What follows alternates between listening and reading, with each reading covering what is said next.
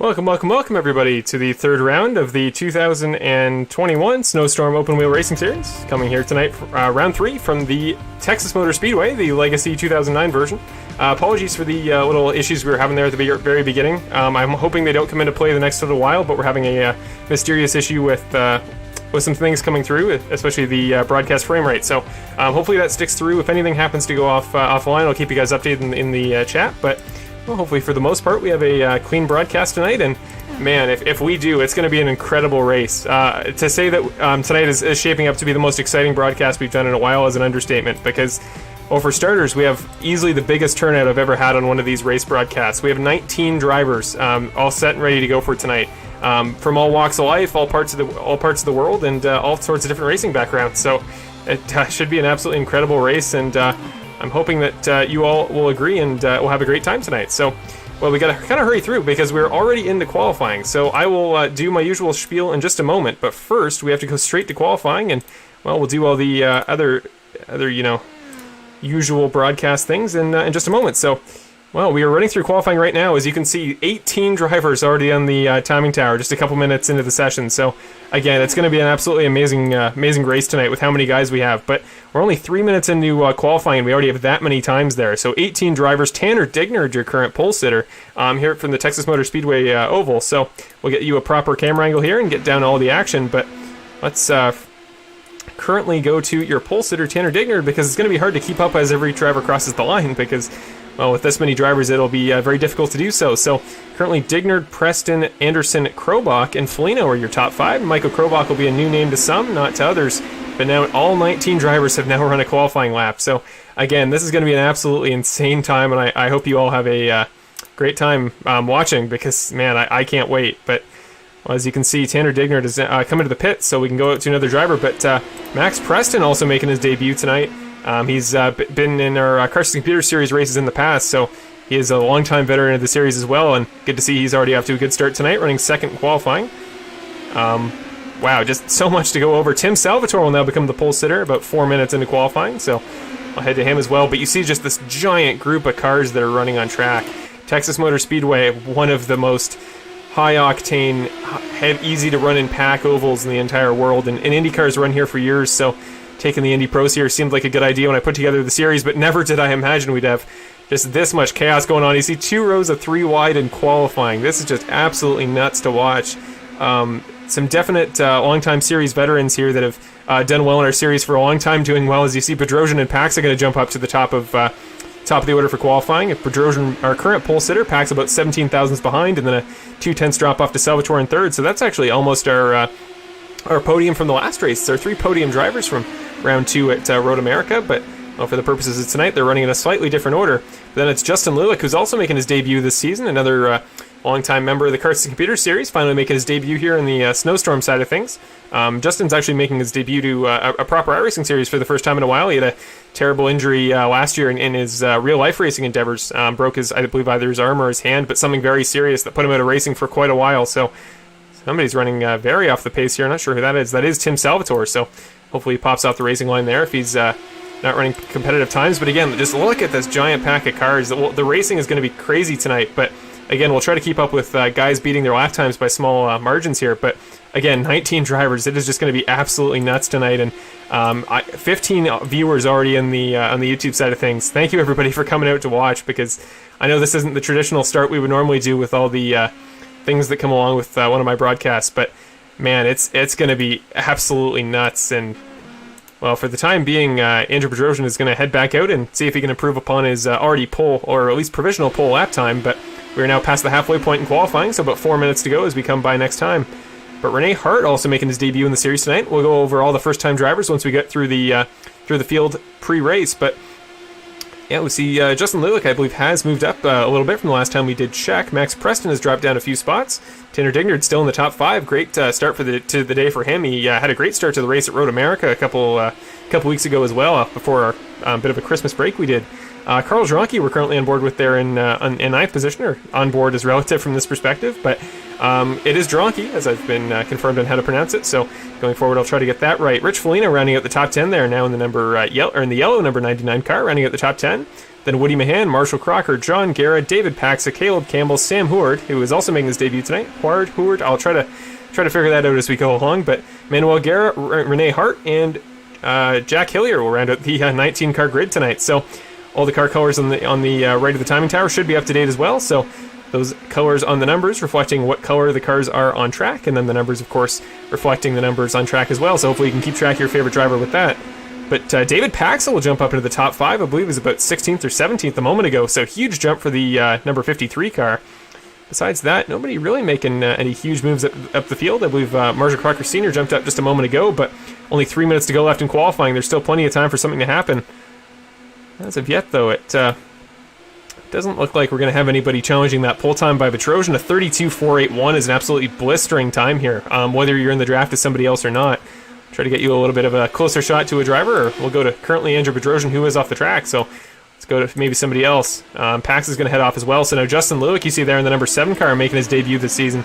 He's right there in the tow of Carl Dronke in the number 38 car, trying to get his time improved very slightly. Even just a couple of hundredths of a second will put him up to 3rd there ahead of Salvatore, so he won't improve, but we'll keep an eye and see if anybody else does. Trevor Anderson's there in 8th, just ahead of just behind Max Preston, but those of you that watched the Road America broadcast will remember just how much success Trevor Anderson had. It was a absolutely great performance for him there in the number 28.5 car. So slightly different paint scheme tonight, but gotta think he's coming back, trying to make something happen once again, because came so close to a podium there. And well, really truly tonight, when I say this, Woody Mahan, I believe, just ran a pretty good lap as well. Did he move up? Don't believe so, but those of you that remember our last race will remember just how chaotic it was and how much action there was there. Well, we maybe appear to have lost connection very slightly for a bit, but hopefully that comes back momentarily.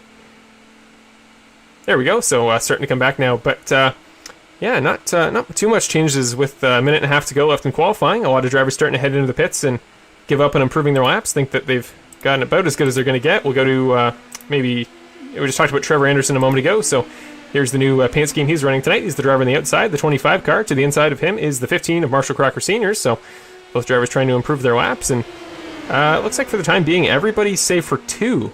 So 17 drivers within a second of the pole time, which is unheard of, and you're probably not going to see it any other race this season. So, well, this is our first oval we're going to have throughout the course of the year, and until round 7, we're not going to have one again. So it's kind of a nice flavor change after the holiday break for those of you watching, and some drivers definitely come in with more of an oval experience than others. Michael Krobach, to name one, who those of you that remember the Carts to Computer series will remember just how well known he was for his oval efforts. But well, besides him, I mean, Andrew Bedrosian has shown a lot of ability at the ovals as well. Kind of one of his specialties, you got to think. And well, besides that, there are certainly some other guys who will have more oval experience than road course experience in their own time. But with a few faces that I don't personally know, and a few that I do know from either past series or past times I've raced against them in real life, and hopefully you all are excited to see some new faces, and especially some familiar ones there. So, well, we're coming to the very end of qualifying. Andrew Bedrosian looking for his second pole of the year. Will anybody one-up his time?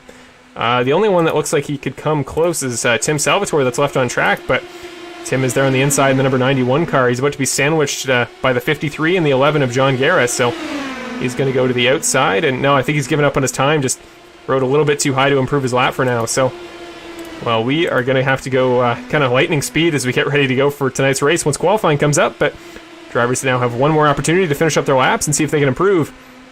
Will anybody improve this time? David Paxa will jump up to the top 3, so he'll leapfrog Salvatore, pushing Justin Lewick down to 5th. John Guerra with a great lap as well. He'll move up to 6th to qualify for tonight's race.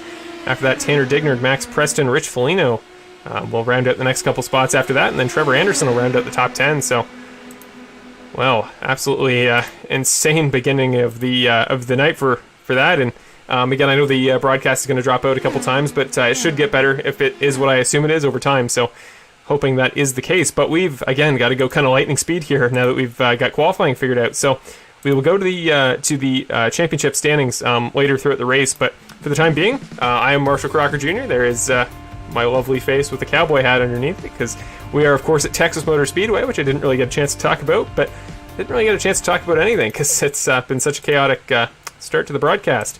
But we got to do our grid for tonight's race coming out of qualifying. So there you go, on the pole here. Let's go through the field from pole to back. We'll go very quickly, but Andrew Bedrosian there in the number 5 car will be your pole sitter for the second time this season. I believe he took a pole at Road America and then capitalized at the beginning of the season. No, I'm confused. He had a pole at Charlotte Roval. Hasn't won a race yet, but he's come very close, finished second both times, and a great drive at Road America for him. So we'll see if he can finally get the monkey off his back this race and get his first of the season. After that, Lax, the driver who we have dropped out. Not sure what exactly that was, but we have... Okay, we're back now. There we go. Not sure what that was, but... Well, we've got it fixed now. So Logan Pax on the outside of the front row there. Your race winner in the first 2 races of the season so far. So he won at Road America and Charlotte Roval. He will be in the number 16 blue car there on the outside, looking for his 3rd win to start off the season. After that, David Paxa and Tim Salvatore will make up row 2. Justin Lewick and John Guerra with his best qualifying performance of the season so far there in the 11 on the outside of row 3. Tanner Dignard after that alongside... we have just got it all scrambled, but... Tanner Dignard, Max Preston, Rich Foligno, and Trevor Anderson will round out your top 10. Michael Krobach making his debut tonight on the inside of Carl Dronka there in the number 38. After that, Marshall Crocker and Woody Mahan appear to make up your next row after that. After that, Caleb Campbell, Sam Howard, Renee Hart, and Manuel Guerra, as well as Jack Hillier will round out the field for tonight in that order. Again, we got to get ready to go quickly here because it's going to be an absolute flyer of a broadcast because, well, it's a 125 lap race, so by no means short, but there's going to be a ton of action all the way through, so got my water ready, got it on hand, and ready to go tonight. But let's head up to your race leader, Andrew Bedrosian. You can see there on the timing tower on the left where all your favorite drivers will start in tonight's race, and they're going to shuffle around a little bit while the guys figure out their starting spots before we get going. So just know that their spot that they currently sit on the timing tower may not reflect their actual starting spot in the race, at least not until we go green. So let's just pull down the names here, get ready to go tonight for the 3rd round of the Snowstorm Open Wheel Racing Series here at Texas Motor Speedway for the first oval of the season. Things are going to get absolutely nuts tonight, so just hold on to your hats, or I guess cowboy hats proverbially, because we are, of course, at Texas. But again, apologies for some of the issues we're having. Hopefully they get sorted over the course of the broadcast. But for the time being, Andrew Bedrosian is your pole sitter. He is the control car for the start. Green flag for the number 5 car. The 16 will go with him.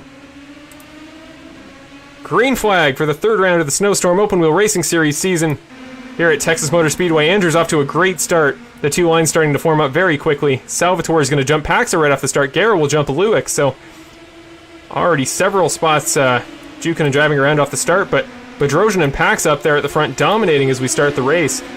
Great run for the number 5 car, Bedrosian, but now Pax is going to get in the draft on his son, Logan. So the 2 Paxes there are trying to group up and take over Bedrosian's spot. You see there Bedrosian now right in front of Paxa.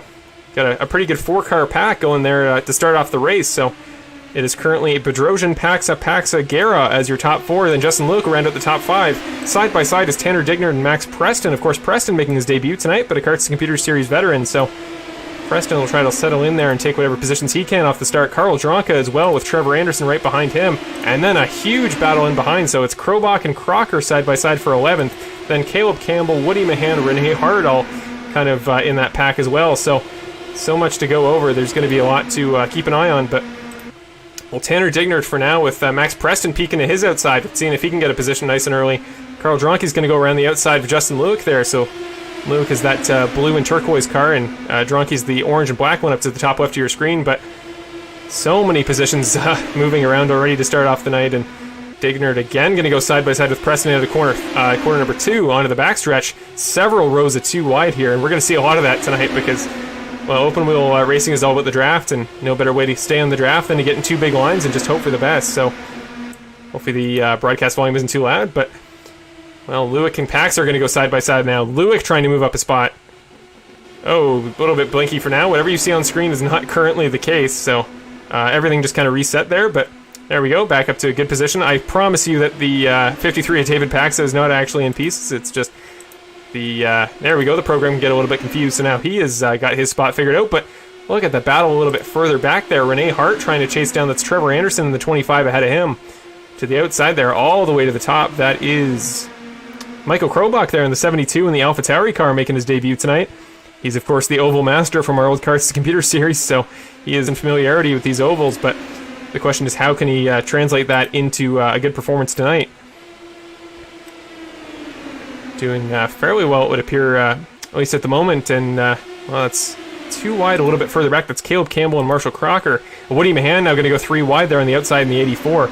And the big question we got to ask as we head back to the front with John Guerra just behind the 2 leaders is, well, how much of this is guys just wanting to lag back and stay safe to start off the race before all the incidents begin, and how much of it is guys just genuinely being quicker and having a better grasp on how the draft is going to work tonight? And it's definitely going to be a balancing act. And I think in a lot of ways, some guys, I know my dad Marshall Crocker is definitely one of those guys that likes to keep a calm head at the beginning of races and plan out his actions a long time in advance. So there's a very good chance he's one of those guys that's kind of sandbagging and hoping to avoid whatever the first crash may be. And I normally wouldn't like to jinx a caution this early in a race, but I promise you, ladies and gentlemen, we will see some chaos throughout this race. So just trying to hope it's later rather than sooner, at least in terms of a caution. But Justin Lewick will now leapfrog that's the 11 of John Guerra. Look at the chaos as we come through the tri-oval. So Guerra right on the back of Paxa, coming very close to the current championship points leader, and we'll go over the points in a little bit. But Justin Lewick trying to go all the way around the outside of the 16 of Paxa, so he is in the draft there in Bedrosian, which will give him the slipstream he needs to make the pass solidly for second. So he will indeed. The 7 of Justin Lewick making his debut tonight will jump up in front of the 16 car, your current championship leader. So great start to the race for him. Now he's going to try to carry that slipstream all the way to the lead past Bedrosian. The 7 and the 5 car going side by side as they cross the line. Bedrosian will disappear for a moment, but now is back a little bit further back in the field. That's Max Preston there in the number 6 car, trying to make the move on the 11 of John Guerra around the outside.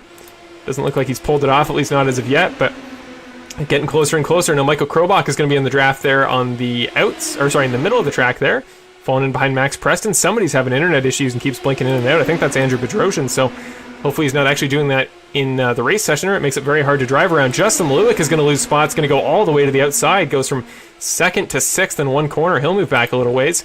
Michael Krobach there in the 72 on the top, trying to stay on the draft to Max Preston, and appears to be doing so for the time being. Great debut for the number 72 car so far.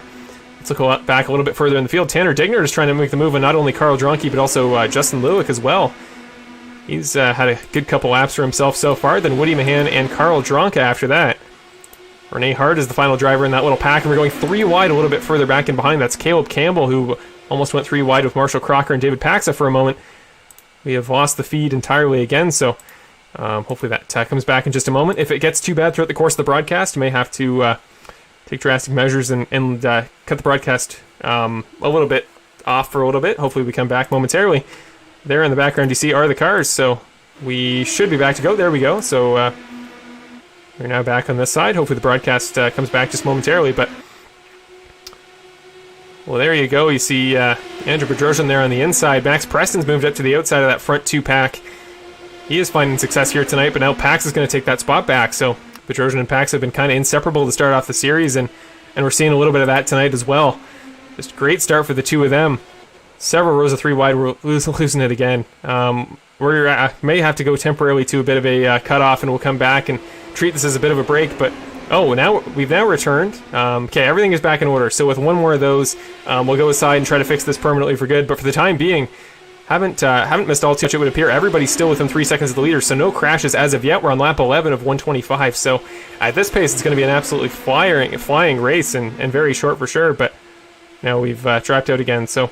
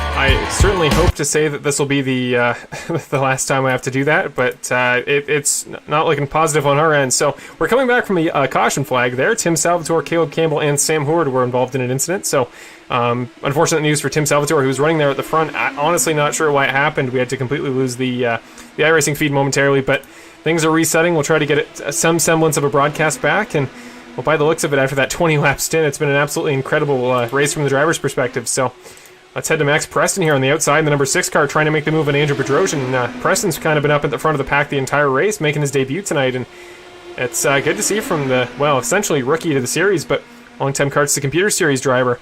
Looking back through the field, there's only about a 6-car pack here leading the race so far, and that's made up of Bedrosian, Preston, Logan Paxa, Justin Lewick, John Garrett, and Marshall Crocker, your top 6 provisionally at the moment, but Manuel Guerra, kind of the middle car between himself and David Paxa, as well as the entire group of cars behind them. That includes Mike Robach, Rich Foligno, Carl Dronke, Trevor Anderson, and Woody Mahan. We've lost, yeah.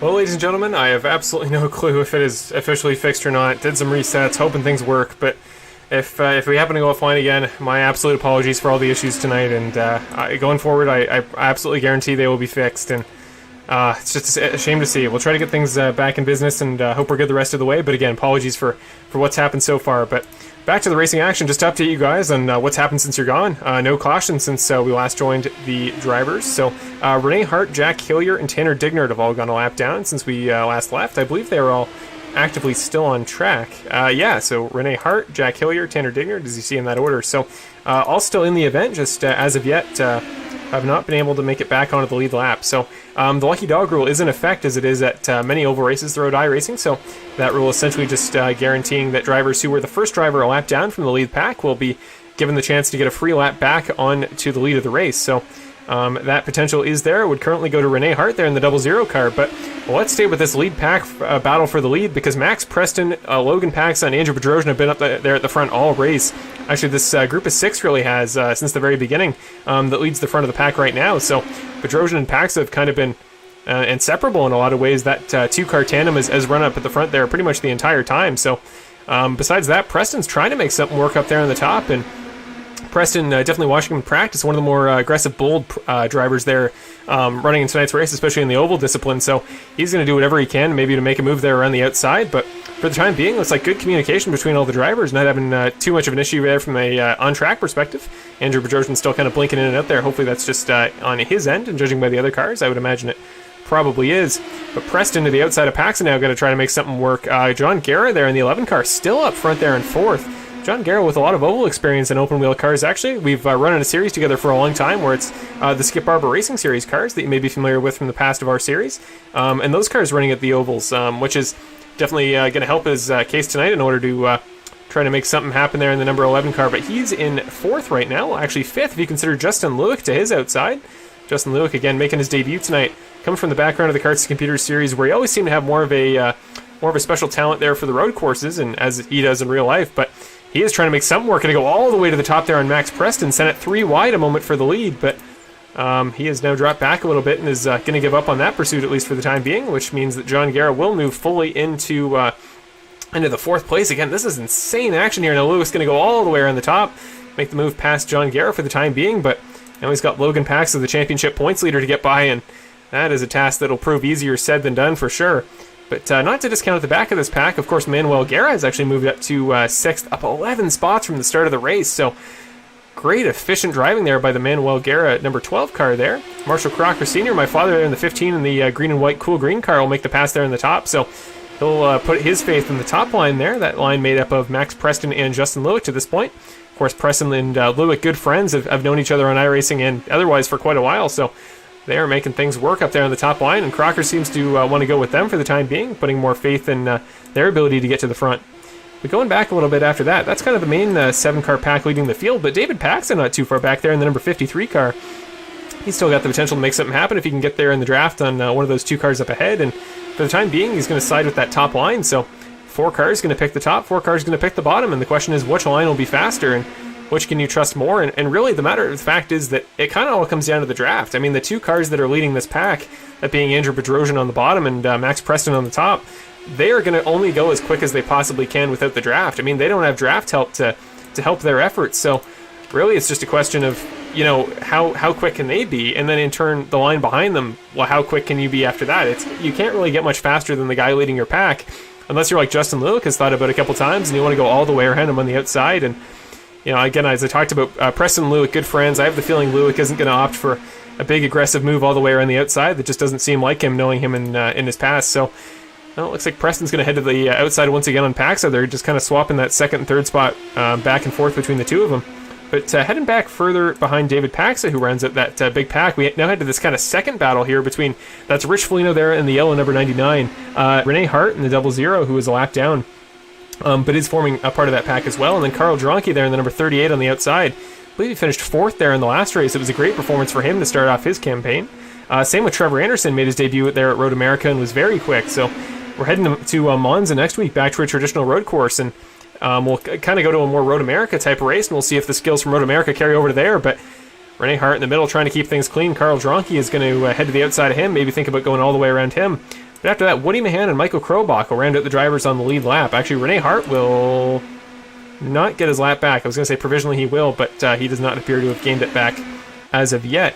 But Krobach and Mahan, the final 2 drivers on the lead lap, and I'm not sure what happened earlier in the race, but by the looks of it, they haven't had an incident or anything that would have given them damage, but nonetheless, they are at the back of the pack, which they're 2 very experienced oval drivers, and I talked about the possibility earlier that more experienced drivers might opt for a more safe approach to trying to get to the end of tonight's race. That be just lagging back, trying to avoid cautions and avoid crashes in front of them, and they're doing so far, but gotta wonder if that's a tactical choice, and they're betting on a caution, which, again, I would have, going into this race, absolutely bet on the fact that we'd have several cautions throughout the race, but impressively so, all 19 drivers tonight seem to have a handle on what they're doing, and we still have the entire pack left in the race. So props to everybody so far tonight. From the drivers, I've been so impressed with what I've been seeing in the, well, not constant way I've been seeing them with the issues, unfortunately, but there's the track map there on the side. We'll only put it up for a moment because it's not the most informative with these big packs of cars to see where people are, but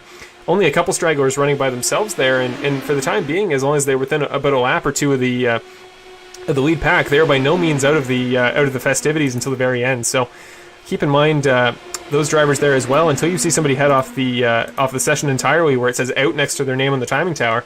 Yeah, really nobody is out of contention tonight, at least not until we get further into the race.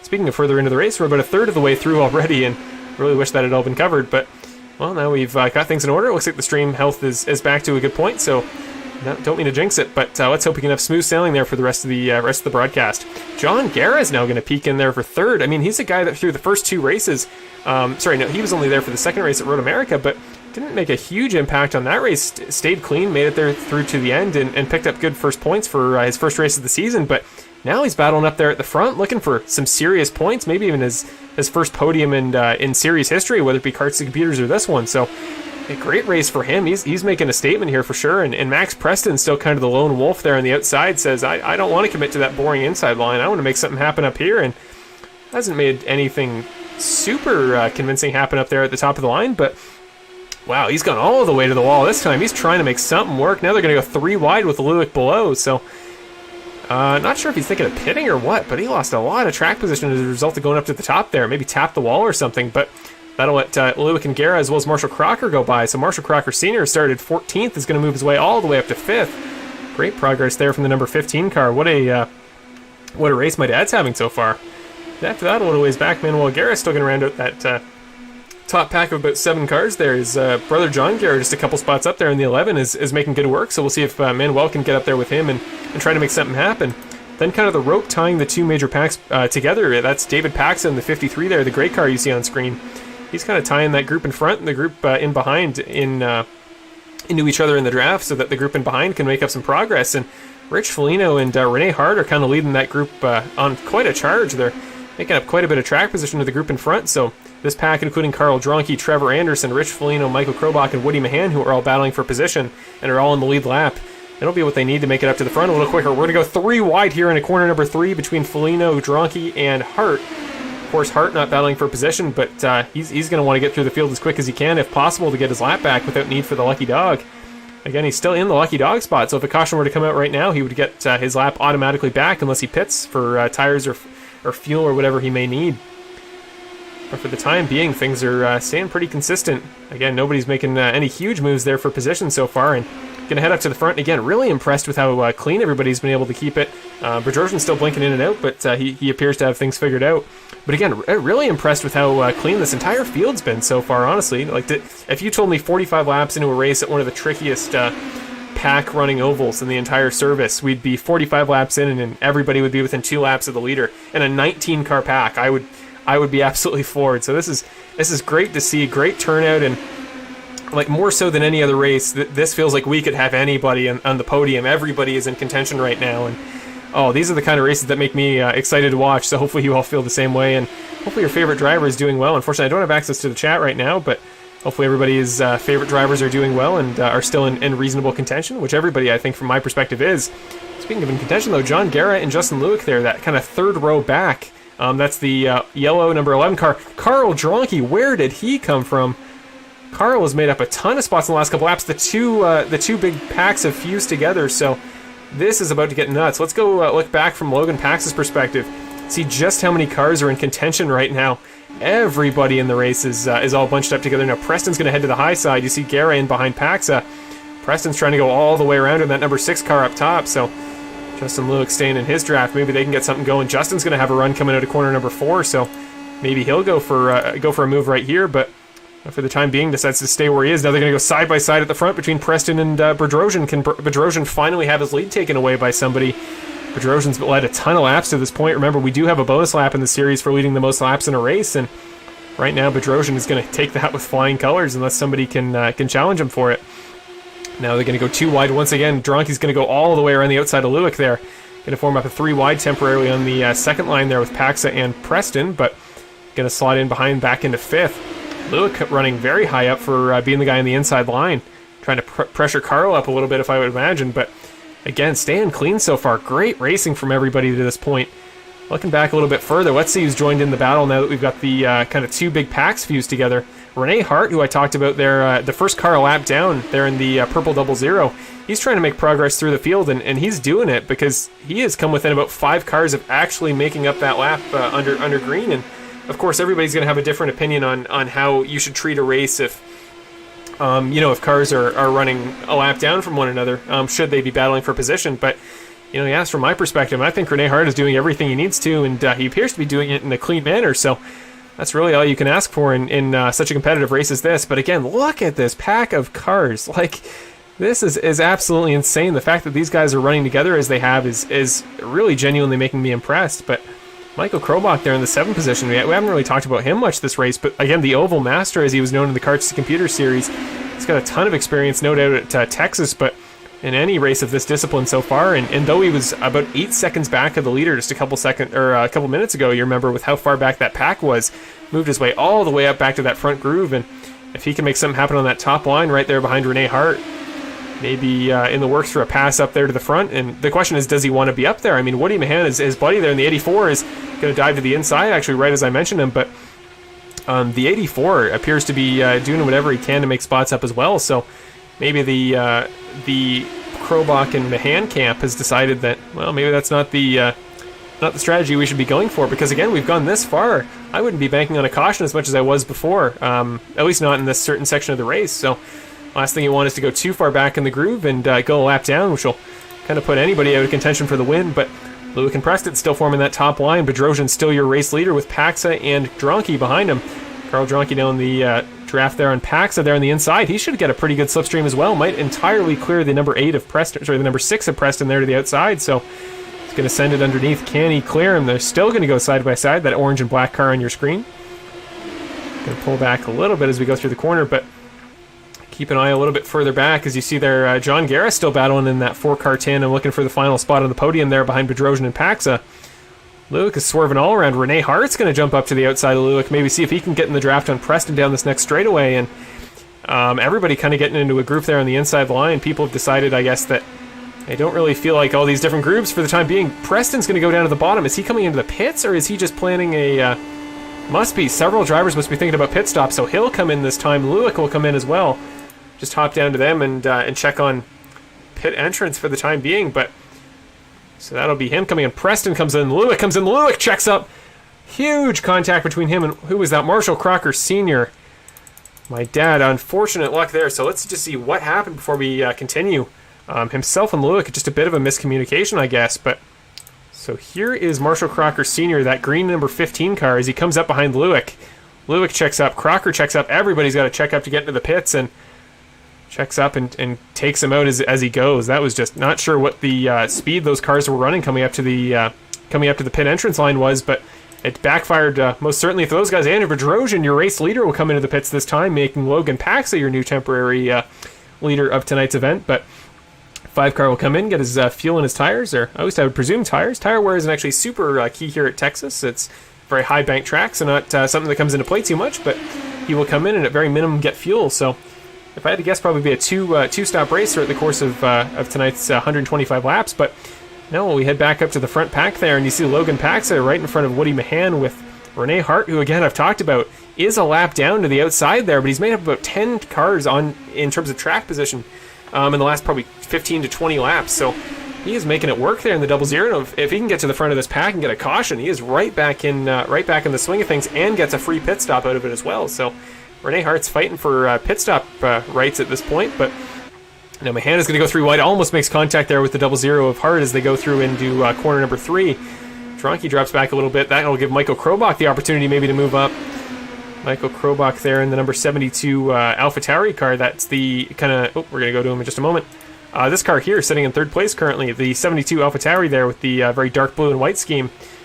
He is trying to slide in somewhere, but Carl's is going to maintain in the 38 car on the inside, going to maintain that line. So now Rene Hart provisionally moves up to 2nd there on the inside. Is he going to go for one more move, or is he kind of just content staying where he is? That's really the question with every driver in this race is, you know, everybody has a different preference towards whether they like to be super conservative towards the beginning of a race, or whether they're a little bit more aggressive and likes to make their moves up front. So, we'll see the personalities of these guys shining through in the next couple laps, I'd imagine, as we come into green flag pit stop time. But Trevor Anderson there on the outside in the Anaheim Ducks entry. I thought he was a different color, so I believe his timing tower number will look a little bit weird. No, it actually looks pretty presentable. So, but Trevor Anderson, we haven't talked much about there in the number 25 there, but well, he's making it work as well. He's staying on the outside groove there and staying in contention for position. So that's really where you want to be right now. Anybody in the lead lap to this point is in contention for the win at this point. So you don't want to count anybody out until they're actually entirely out of it. And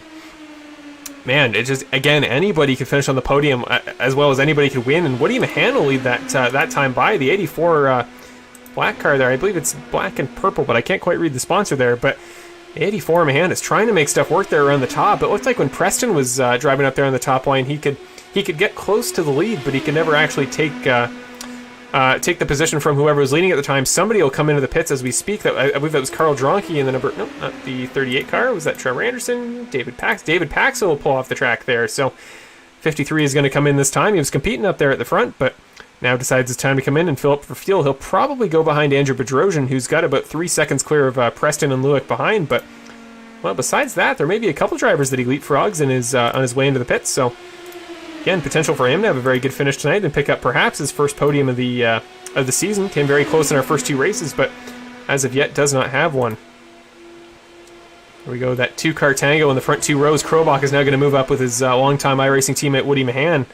Now Carl Dronky's going to send it 3 wide temporarily, the 38 car there to the outside of the 72, trying to make something happen, but Mahan's going to go up to block, maybe blocking for his teammate Krobach there, trying to get the 2 of them up front. Teamwork is probably the most crucial element of a multi-car oval race, but Dronky's going to go all the way to the top, see if he can get a great run here into corner number 3. We're going to pull down the timing tower for just a moment because, well, until we get a couple more pit stops, it won't be the most helpful thing in the world, and got to keep an eye on these drivers, but we will keep up the driver positions here. So still your top 4 is this pack of Paxa, Krobach, Dronky, and Guerra. Now, so John Guerra, again, having a great race so far. I think Paxa is still, even with Andrew Bedrosian trying the undercut, pitting a little bit early, still, I guess, thinks that this is the best pack to be in, because Bedrosian made the decision to pit early.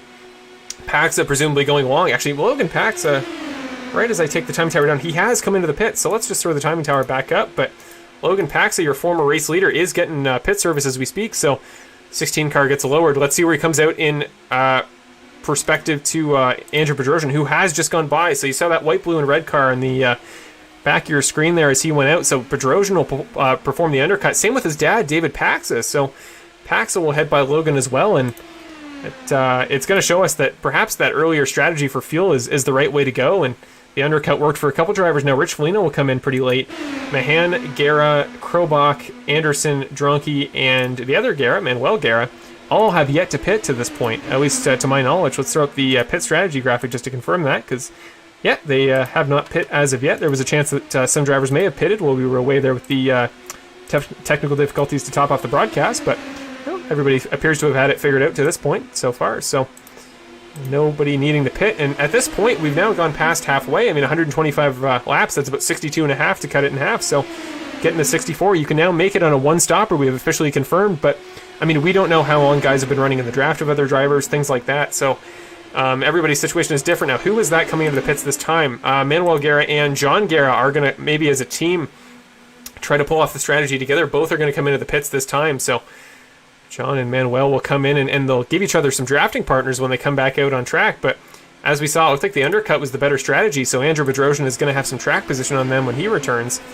Checking there on the timing tower, Rene Hart, still your lucky dog driver to this point, still has yet to pit. In fact, he's actually on the lead lap provisionally every time he passes Woody Mahan there in the 84. So 3 wide this time. Dronke and the 84 Mahan are kind of sandwiching Rene Hart there. So the two breads of the sandwich are the guys fighting for the lead lap there, and the one driver who is not, Rene Hart, has still got a lot to fight for as well. And again, he'll be on the lead lap if we get a caution, regardless of what happens. But having that free pit stop to burn is always much more helpful than the alternative. So,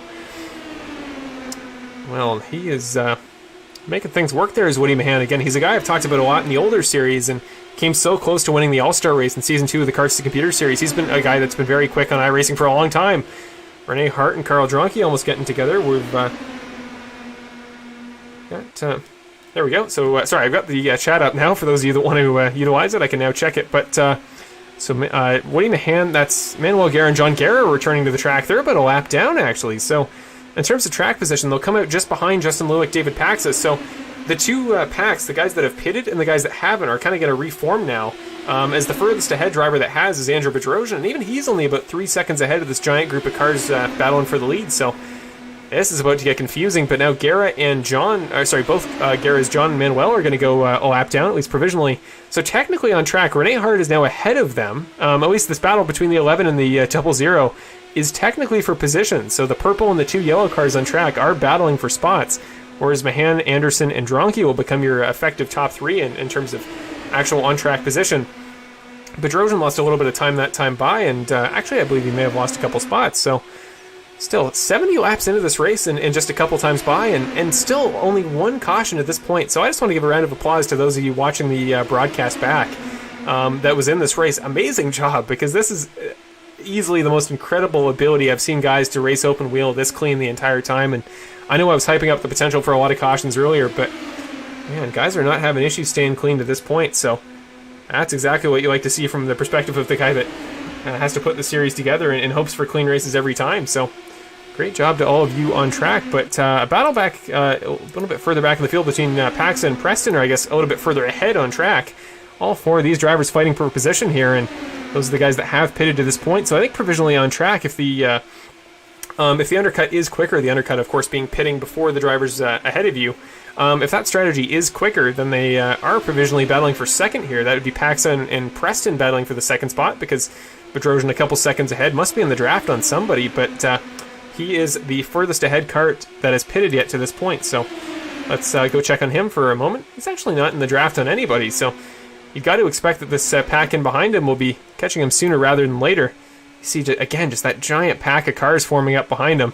Must be a terrifying sight to see coming towards you, at least I'd imagine based on my experience with oval racing. But somebody's going to hit the wall. We're going to have an incident. Who was that? Rene Hart is involved. Carl Dronke is involved. Trevor Anderson makes it through without too much damage by the looks of it, but just as I jinxed it a couple laps ago, how little we've seen, a few incidents we've seen. We will have our second caution of the day come out, but let's go a little bit further back there and see what exactly did happen. So Renee Hart was involved. Some car went flying across the infield. Not sure who that was, but this will have huge implications when it comes to pit strategy. But Dronky bouncing off, that was Lewick kind of got in front of him. John Guerra gets involved in that huge flip for the number 11 car. Gonna have to go to his perspective in just a moment, but not exactly sure how I'd quantify what happened there. I mean, so Dronky gets to the top, gets a great run at a corner number 4. Lewick gives him enough space to get to the top there.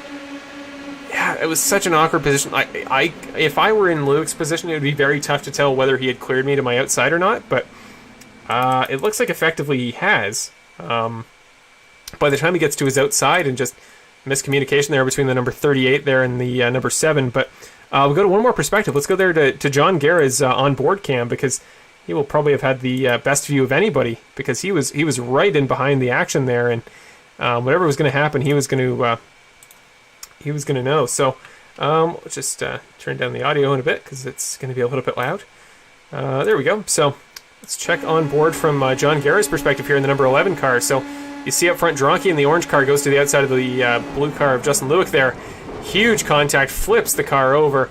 This is a good view to illustrate just how many times that car did flip over, but man, just unfortunate luck for John Guerra, who, again, still in the race. This is actually live on board, so we know he's come into the pits and repaired his damage, but he was battling for position all the way through the first section of that race, and definitely the best performance I think I've ever seen him have to this point in a broadcasted race that I've been in a series with him for. So great work for him. But as we cycle out of the pits, so the group of cars that hadn't yet pitted, when we were talking about before, that group that was about to lap the group of cars that had come into the pits, well, now all of those guys will have to come in. So Woody Mahan, who was provisionally your leader there in the 84, will now have the largest fuel load of anybody, and seeing as he was able to make it to this point without pitting, chances are he'll be able to make it to the end with that same amount of fuel. But well, Bedrosian and Preston will now be your top two there for the lead, but Andrew Bedrosian in the number 5 car, who for the entire first portion of that race seemed absolutely dominant. I think he led upwards of about 40 laps to start off this event, but once the pit cycle came into it, he thought about the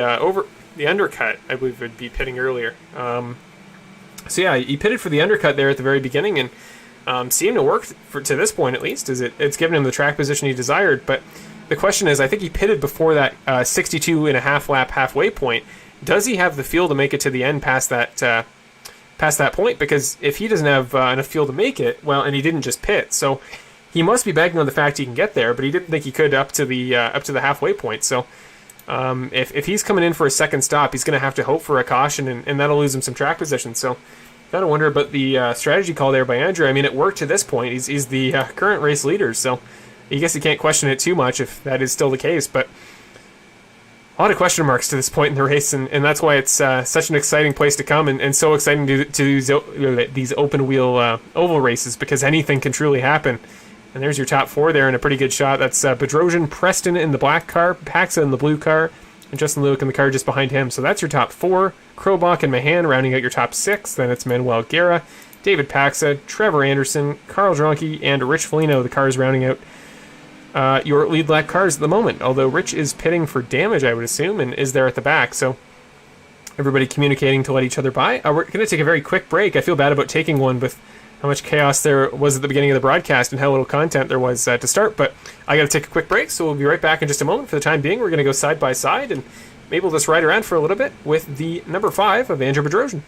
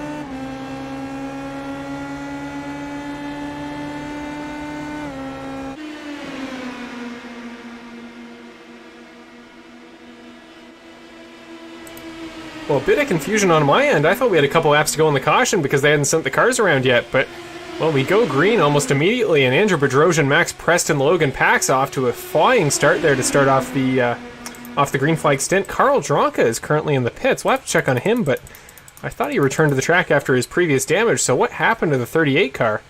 I guess he thought he could come into the pits there at the back of the field, but we went green right as he did so. So, again, really not sure why that flew as quick as it did, but back up to the front, still 10 cars on the lead lap, 3 cars only a lap down, still battling for position. And then after that, Caleb Campbell leads the cars that are 2 laps down there in 14th. And that big battle at the front, Andrew Bedrosian still your race leader, Logan Paxton to his outside. These 2 guys top 2 in the points, and I promise you we'll go over the race points prior to this race at some point throughout the broadcast, but well, the 3 rows of 2 wide forming now. That's Mahan and Lewick there in that final row, and then Preston and Krobach there in the middle in the 72 and the 6 respectively. So Preston's going to get in behind Bedrosian. We've kind of switched the lines up a little bit. Mahan's still in behind Krobach there to the top right of your screen, but Justin Lewick, who's Max Preston's good buddy, Preston goes to the inside. Huge move by the 6 car. He's going to go to the inside all the way underneath. Max Preston is trying to make stuff happen and switching around so quick I can barely get the cameras to move, but Max Preston there in the number 6 car is going to go to the front, makes a huge move there on Bedrosian. Bedrosian tried to cover the inside, but Preston just got even more aggressive than he was expecting and sent it underneath, so well, that's going to shake Andrew Bedrosian's spirits, you got to think for sure, because he has had such a lock on that top position throughout the entire race that difficult to defend but easy to drive lower line. We see Carl Dronke in the background coming out of the pits, but definitely a good place to be if you're Max Preston, or well, I guess now Max Preston, but Bedrosian for a while. Now you got to drive a completely different line that you haven't been driving the entire race up to this point, and how quickly can he get used to running that top line? That's the question.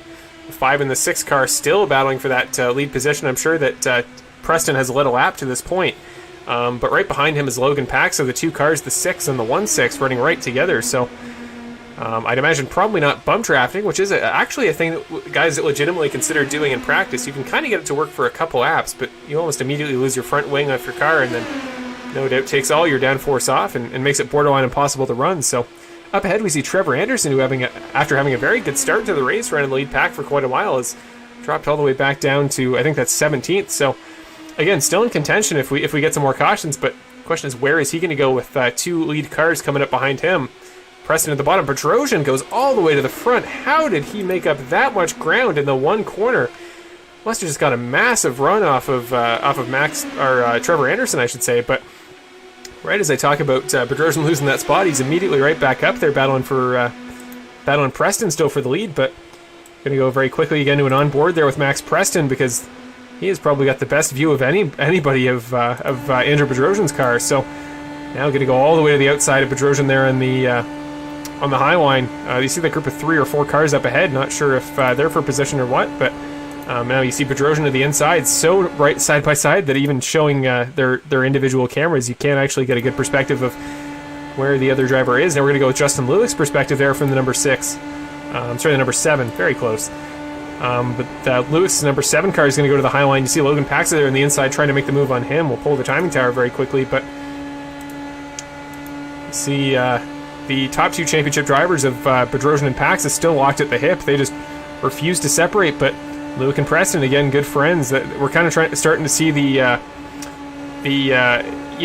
teamwork aspect, even if we're not an official teamed series, but we're starting to see the dynamic between drivers come into play here and see, okay, maybe they're just drafting for fuel, maybe they're drafting because they have a comfort level of being next to each other, and it's always good to have a driver you can trust driving around you in oval races like these. But I keep seeing Carl Dronke in the background dip in and out. Not sure if he's, Woody Mahan. Not sure if Woody Mahan's thinking of making the move here on Lewick for the 4th spot. But with about 40 laps to go when we come by the line next time, still plenty of race left to go. But sooner or later, we're going to have to start seeing guys battling for those top podium spots, because you see just how easy it is for Bedrosian to defend that number 1 spot.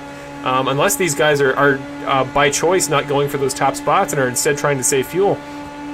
But I mean, Bedrosian hasn't really at all left that top spot, except for the couple laps where he was behind Preston. So we talked about before, he pitted before the halfway point in this first stint.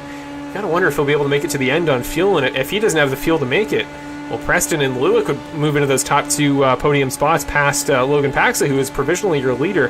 unless Preston is able to make the move here on the top line work. But that would mean that we have 2 rookies for tonight getting the final 2 podium spots. So Logan Paxa, of course, looking for his 3rd straight win to start the season. It was something I think he did in the first season of Cars to Computers. He was absolutely dominant when I started out my my campaigns here on iRacing in the virtual racing series. But since then, we've had a lot more competition, and you saw at Road America just how many drivers there are at play in the championship who could be going for spots. So to pick off 3 straight wins to start off the year would be absolutely incredible, and from Logan Pax's perspective, I'd imagine. But now we're on board with Woody Mahan there in the number, that's the 84 car, who's to this point just had a pretty solid race, hasn't had too many question marks about his situation. He's kind of always been somewhere near the front, and he was the race leader when we had that caution, that second caution of the race just a couple laps ago. So he's still up front battling for position at this point with not Carl Dronke, who is a couple laps down, 3 to be exact, but is provisionally battling with Michael Krobach, who actually isn't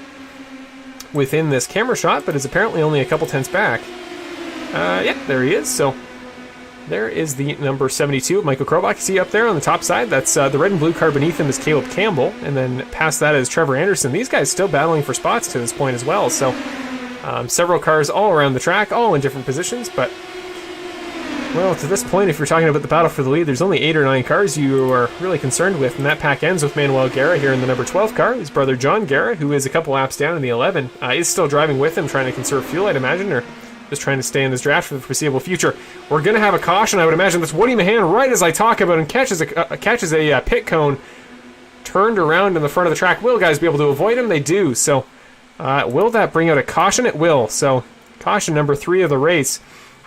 Headed up to that front pack just to see who was where, and immediately saw the 84 car of Mahan spinning across the tri-oval. So let's go back and see what happened. He only collected 1 car by the looks of it, but what car is that is the question. It might be Sam Howard. Howard? Not quite sure how to pronounce it, but the 17 car up top, who almost goes 3 wide with himself and Carl Dronke, I think just that was a little bit of net code, because you could kind of see the 2 cars fuse together for a moment, which is of course not how real cars work, but you see for a moment they kind of fuse together. So I think in an attempt to overcorrect to avoid Carl Dronke on the outside, he gets down there into Mahan and collects him. And Mahan, I mean, didn't really seem to take any damage. Let's just keep a stable on board with the 84 car. Bounces off, heads through the tri-oval. Doesn't hit any walls or anything, avoids the inside wall, hits 1 cone, and then avoids the outside wall again, and then parks it right in the middle of the track. And everybody avoids him. So great work there from the 84 car. He seemed to know what he was doing there once he lost control of the car. We're going to go one more time, see the onboard view of what it looked like from Mahan's perspective. There we go. So this is the 84 car of Woody Mahan, who was running 5th at the time of the incident happening. Things are all seeming good and well. I can barely see Sam Howard on the outside, but just gets into him a little bit. That was by no means, I would say, really anybody's fault necessarily if it was netcode, but it most certainly wasn't Mahan's. And then this terrifying sight, you're parked in corner 2, hits the brakes, does the responsible thing, and everybody just barely avoids him as they go by. So let's go live and see where Mahan is currently. Oh, we see him pulling into his pit box, so pretty good shot there from the 84 car. But we're going to do it through the field in just a moment, because so many positions twirling and whirling around. And speaking of which, Andrew Bedrosian will come into the pits this time. He's now exiting as we speak. So I talked about the fuel, the possibility that he'd have to come in one more time, and I guess that kind of confirms that theory, because he'll have to come in one more time and pick up fuel. But now he's good. He can head back out and regain his position. Speaking of which, actually, Woody Mahan should keep his position as well. Came into the pits that time by, but we'll still be on the lead lap. We'll just have to round out that 9-car front grid.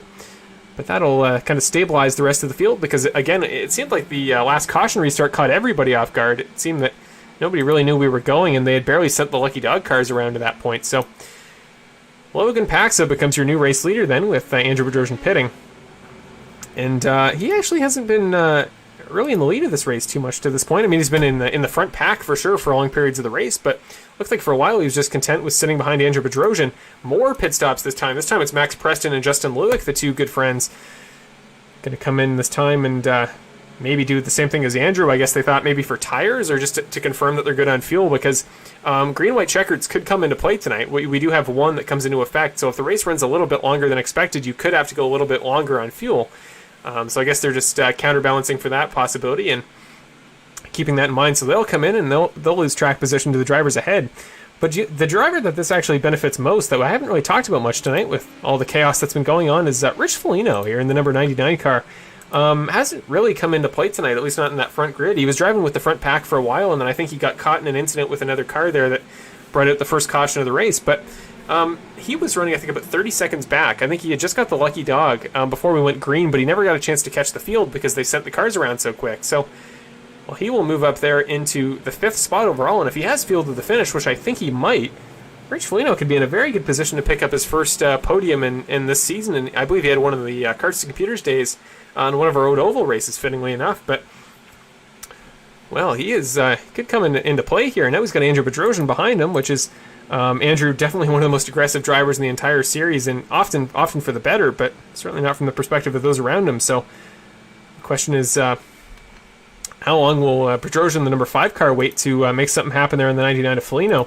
And then looking ahead to the number 12 car, Manuel Guerra, I believe he'll have field to the finish because he pitted past the halfway mark, but what a drive for him as well. Going for his first ever podium in the series. I think he's had one career, I think, top 5 in series he's been involved with, but I know he's, from his background, more of a road course guy than an oval guy, but great performance for him tonight. He's just kind of been up front the entire time and was driving in that very difficult to be in backpack, ironically, the way that comes out. But remember when he pitted earlier than the drivers behind him, so he came out right in front of the lead pack, and he had to kind of drive away like he was running from a boulder in Indiana Jones there, and made it work for the time being, and it'll work for track position. Now he's up to 4th, just behind David Paxa.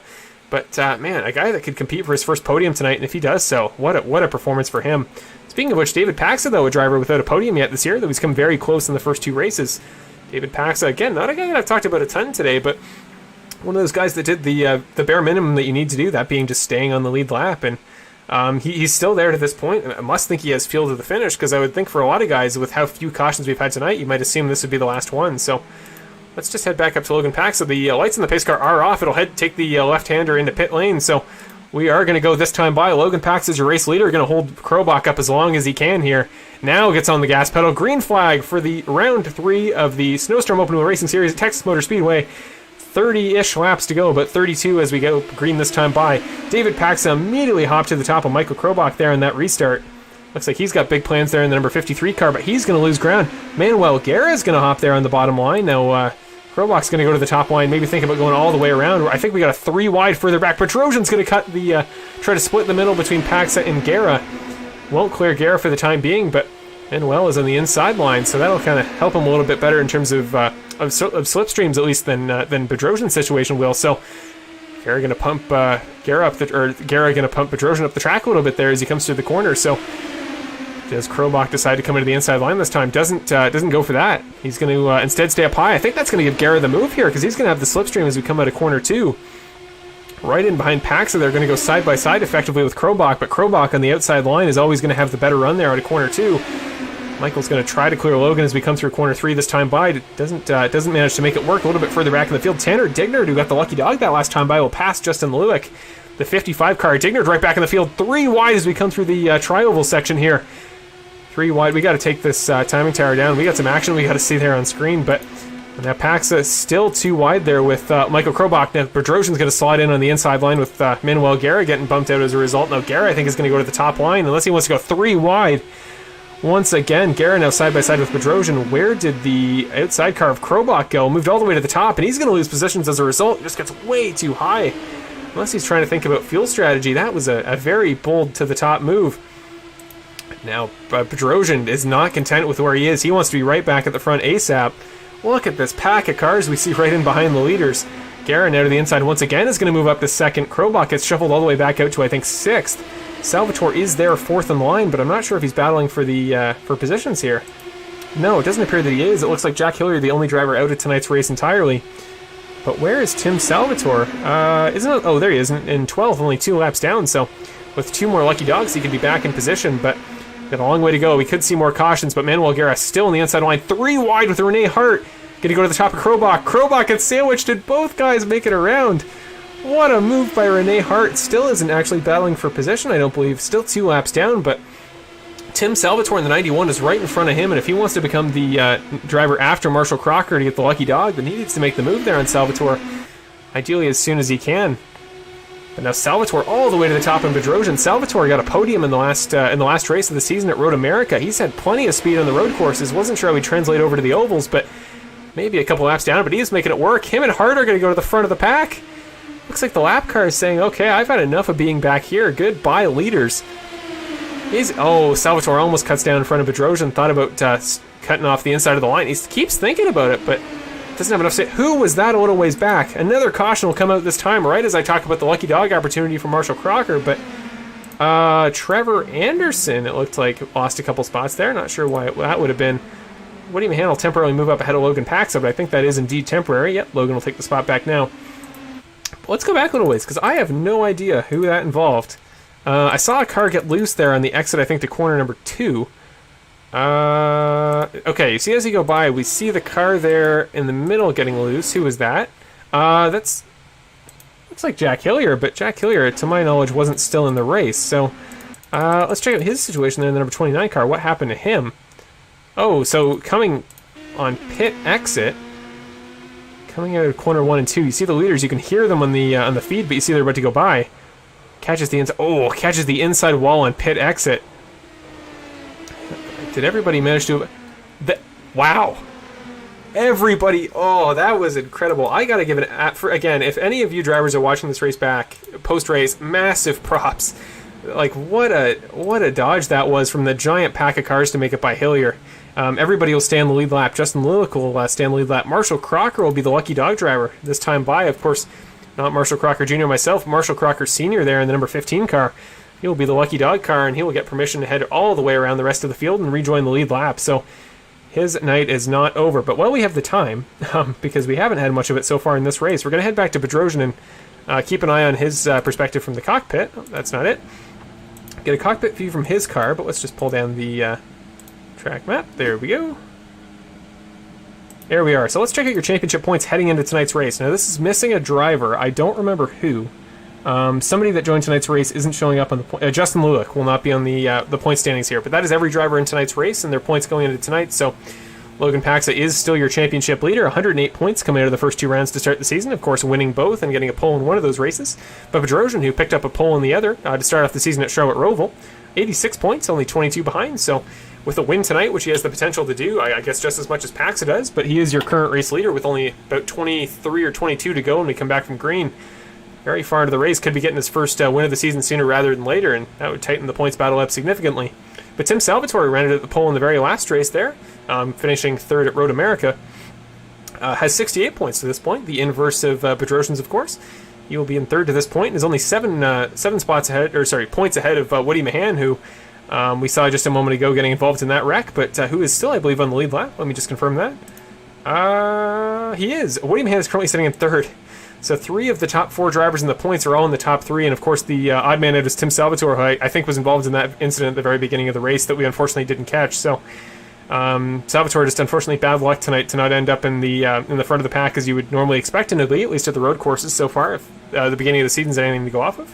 David Paxel ran at the top 5 there with 60 points. Marshall Crocker and Carl Dronke are tied there in effectively 6th position with 50 points, but I think Crocker would get the Carl Dronke would get the tiebreaker. I don't know why it splits it that way, because Dronke had the better single race finishing position. So that should be flipped, but they're both 6th regardless of what it says there. Rich Foligno there in 8th with 48 points. Manuel Guerra, who's having a great race tonight, still in 4th currently, in 9th. Could move it way up the table with guys like Salvatore having unlucky races if he does indeed manage to stay on the lead lap to the end of the race. But after that, Jack Hillier will round out the top 10. Who did make it to each of the first 2 races. So him and Caleb Campbell battling in the points there for 39 and 37 respectively.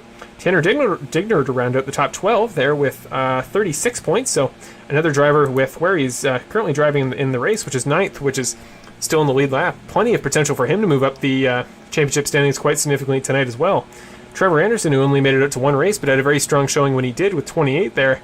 Second to last driver in the points, but likely not after a couple rounds from now. As we go to Monza and then Mosport after that, with 2 very tricky road courses, and he seemed to have plenty of efficiency there when it came to Road America, that's for sure. So I imagine we'll see him moving up the points even further going forward. But John Garrow ran out the drivers with points tonight, a guy who was at the front of the pack for a very long time. Remember, he was in 2nd, 3rd, and 4th for a while, and I was talking about just how good of a race it's been for him, and that's still the case. But fortunately, getting involved in an incident earlier means he is currently sitting in 15th, but still in the race, so still the potential to take over some more positions. After that, the rest of the drivers on the leaderboard, plus Justin Lewick, have only made it out to tonight's race so far, and thus will not have points until we finish up tonight's event. But well, those of them that will be staying for the rest of the series full-time, which I believe is everybody except Michael Krobach, well, are sure to collect quite a few of them in the future. I would guarantee you that, because what a talented group of guys we've had, and especially making their debuts tonight. Saw how long Max Preston in front of the field, Justin Lewick again still in contention for positions, and Michael Krobach, who is currently rounding out your top 5. So, well, oh, we lost the broadcast temporarily. Okay, hopefully that comes back very soon. Hopefully we get back on board in just a moment, but for the time being, hopefully for the final time this race, green flag from the Texas Motor Speedway for the round 3 of the Snowstorm Open Wheel Racing Series season. Andrew Bedrosian on the loud pedal, and he will lead the field past the green flag. Just took off there at the beginning. He's getting some great jumps throughout the race, and it's one thing that Andrew's been known for, and at least in my eyes, for quite a while, and something he's always been great at. But right behind Pax and Mahan, he may have got too far ahead, because Pax is going to have a huge run there to the outside, trying to take whatever positions he can right off the bat, and well, that might be the strategy this late in the race. Going to head to the outside on Pax, only about 20 laps to go. Sorry, Pax will head to the outside on Bedrosian, I should say, so Mahan will make up that inside line behind. Then it's Manuel Guerra to his inside. Guerra, I think, thought about sending it 3 wide. Michael with a huge run there. Michael Krobach in the 72.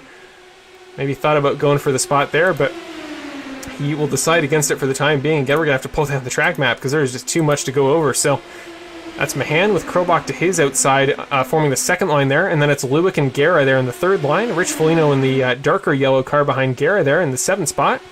And that is David Paxa, Carl Dronke, who's a lap down, but Tanner Dignard and Marshall Crocker, as well as Max Preston, will all round out the drivers on the lead lap, who are just a little bit further back in the pack.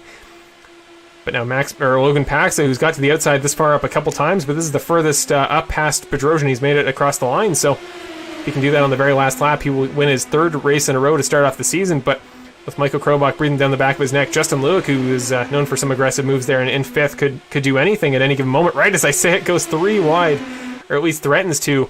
4 wide as we enter corner number 3. Luke is going to have to check off and back off of Bedrosian there on the outside, but he might slide in now for stable 3rd position. No, he's going to stay with Paxa. He wants to go right to the front. Isn't content with any of that 3rd place stuff. No, he wants the win here. After that, Rene Hart. Is Rene Hart on the lead lap? Rene Hart, I keep thinking he is on the lead lap, but as of right now, he is still only 2nd in the Lucky Dog race. I think that Tim Salvatore moves up to the number 1 car in that respect, but well, it's Rene Hart now in the draft on Justin Lewick. Several lap cars mixed into this big giant pack we formed, but many of these guys are still battling for positions, so Pax is still to the outside of Bedrosian. If we go this way every single lap for the next 20, it'll be a toss-up of who will take it at the line for the finale to the race, because these guys in the top 2 spots keep swapping back and forth every time we come across the line. Just nobody able to figure out what we're doing. Look at the pack cars a little ways further back. This is just nuts to me. I know that this racing isn't everybody's cup of tea, but from my perspective, there aren't very few races I'd rather see than one that's as competitive as this. A little ways further back. Let's check on some of the cars kind of sitting in the midfield here. Michael Krobach, who's moved down a couple of spots in this current segment of the race. Who is that there? That's Manuel Guerra to his inside. And now Max Preston, the number 6 car and the black car, going to move by Guerra now to the outside of Mahan. He's moved up to 5th provisionally for the time being, but now Justin Lewick does commit to that inside line as well, so he'll slide in behind Andrew Bedrosian. Krobach will slide in behind Paxa. Krobach and Paxa know each other quite well. They've actually run endurance races together in the past, so they have quite the long time relationship, at least when it comes to the iRacing side of things. So got to think they have some trust there as well. 3 wide for Preston. Preston's going to try to go to the outside of that 2nd row. He's going to have to back out a little bit. Just didn't have the run he would have liked to get that spot, but he'll slide in there. Maybe we'll try to go 3 wide between Bedrosian and Krobach. The 3 leaders are going to go 3 wide here. Can they keep it clean? Looks like they will. Now Krobach still on the top of the line. Paxa, but Bedrosian on the bottom is going to have the best run here through corner numbers 1 and 2. He is side by side with Paxa there as we come through 1 and 2. Still at the front there. That's Preston will move up solidly into the 3rd spot as Krobach gets shuffled back a little bit. Lewick there on the inside line with Bedrosian. Making great progress there in his line, and got to think again, if he can just keep it in that section of the track, that Preston is going to be in a good spot when it comes to making a move all the way up to the front, because just slotting in behind somebody this late in a race is unfortunately not going to work, and it was something Justin Lewick was trying to do for a while, but as a result, he's now had to give up the spot to his good friend Max Preston. Paxa and Bedrosian almost coming together. Paxa will swerve to avoid, so he will manage to avoid chaos there. And if guys up front here get in a wreck, I cannot imagine the chain of reaction that would happen back in turn. But who is that up ahead? That might be Jack Hillier in the number 29. Hopefully he stays out of the way and lets the leaders by. It looks like he will, so everybody will get by clean. That's what you always want to see. But now 15 laps to go as we come across the line this time. Not much race left, and Paxa is now going to completely clear Bedrosian, but doesn't decide to go down to the bottom line. Interesting there by Paxa. You would have thought he'd want to box Bedrosian in, especially seeing as how quick he's been up front when he's leading there on that inside line in the front row, but looks like he'll be content with keeping it for the time being. Now Tim Salvatore is going to hop to the outside line to make it 3 wide a little ways further back. Remember, he isn't on the lead lap, but he's currently the lucky dog driver, only a lap down, so if we get one more caution, he would move back up to the lead lap, and at this point, that's really all you need to be in contention for a win here. So Tim Salvatore, that's the number 91 green, black, and white car up in there on the top, but so many rows of 2 wide now. Renee Hart is going to make the move there on Bedrosian. Right as I talk about it, Paxa will slot in ahead of Bedrosian. Bedrosian's going to go to the inside now, so Paxa temporarily cut down in front of Bedrosian and had the inside line all to himself, but now gives it up and instead moves up to the top line to block Krobach. But I mean, no offense to Michael Krobach, he is the oval master for a reason, but Michael really hasn't competed there for that very top spot. Oh, Bedrosian's going to get shuffled out through 4. So Pax and Krobach, right as I talk about it, Krobach hasn't actually led much of the race, but he's been at the front. Now he has, so well, I guess there goes that theory that I was talking about a moment ago, but still 3 wide. That's Salvatore ahead of Bedrosian now, but of course not on the lead lap. Woody Mahan, who I haven't talked about much in this section of the race, has moved up to the 3rd spot, so he's provisionally in a podium position, but now Bedrosian's going to try to get to his outside and make the move there in the 84. I guess thinks he's confident with that outside line once again, but Michael Krobach, the oval master, has taken over the inside line, so I would honestly think that would be the line to be in, but Pax is still getting great runs out of 4, so it'll be 10 to go with two laps from now, so not much race left. Guys are going to have to start making the big moves if they want to come away with a podium spot tonight, but Michael Krobach, who might just be making a one-off. I believe he's just running the ovals this season, but well, in his one-off appearance so far, he has just been absolutely incredible at staying consistent and staying in those long runs, and well, he's making it work there. Somebody in the back, that was Justin Lewick, will go around. Caution comes out almost immediately. Huge wreck for Justin Lewick. Who's that? Rich Foligno also involved in the 99 car. 2 leaders. Who is that there? Might be, no, it's not. Who is that last car in the pack there? Marshall Crocker Sr. is okay. David Pax is okay. I don't know who that car is. Let's check back. So we'll have to rewind a little bit. But Justin Lewick and Rich Foligno were involved in that wreck, and I talked about how many moves Justin Lewick was making there through the field and was making it work. Oh, okay, this may have had outside influence. So who is that there on the bottom? That was Manuel Guerra, it would appear. What happened there through corners number 3 and 4? So they're on the bottom. Okay, we got to go a little ways further back because I'm not positive what happened here. Let's go to the chopper cam because that's always a good way to have context for things. So this there on your screen in the middle is the blue and turquoise car of Lewick. You see, Guerra kind of gets shoved down there below the line, tries to come back up. Just a miscommunication. Lewick doesn't want to give him the line back and just piles into each other. John Guerra gets involved as well. Rich Foligno just goes tumbling over and over in the 99 car. But, man, what a kind of a weird incident to call. That was on the borderline between 2 different drivers. Did he push him below? So, Guerra's got the run here. Oh, ugh. That was close. I probably would have backed out if it were me, if I were Manuel Guerra coming on the inside there. But once he took the line, it was his spot to take, and Justin didn't completely let him back up. So I'd say that's kind of a mutual thing. I wouldn't put that on any one specific driver, but I thought that from his perspective, Rich Foligno had cleared it. It looked like he was okay going into that corner. So, again, Rich was on the lead lap to this point. This is a very important last couple of laps for him, looking for his first podium in the series this season. You see up front, the 2 guys just get collected, and yeah, I thought he might be able to go over top of it when I saw that angle, but no, again, you saw that, yeah, not really anywhere to go. Justin just kind of slid right up in front of him and tumbled over and over, and well, now he looks to be just chilling in the pits, judging by this camera angle. So, well, we're very late into the race. My voice is very hoarse. We have only 9 laps to go as we cross this time, probably 7 or 6 to go when we come out of the pace car, and what a race it's been. We'll go over a very quick recap in a moment, but it'll be a chaotic end to the race, I would imagine, so we're going to go to a very quick break while get some water, and get ready to finish this thing off. And thank you, ladies and gentlemen, for those that stuck around after the issues earlier. It's been an incredible race, and I hope you all think so as well. But I'm going to take a quick break for a moment. We'll be right back, and for the time being, let's go on board with Logan Paxa, your current race leader, with only 8 or probably 7 laps to go when we come back from the caution.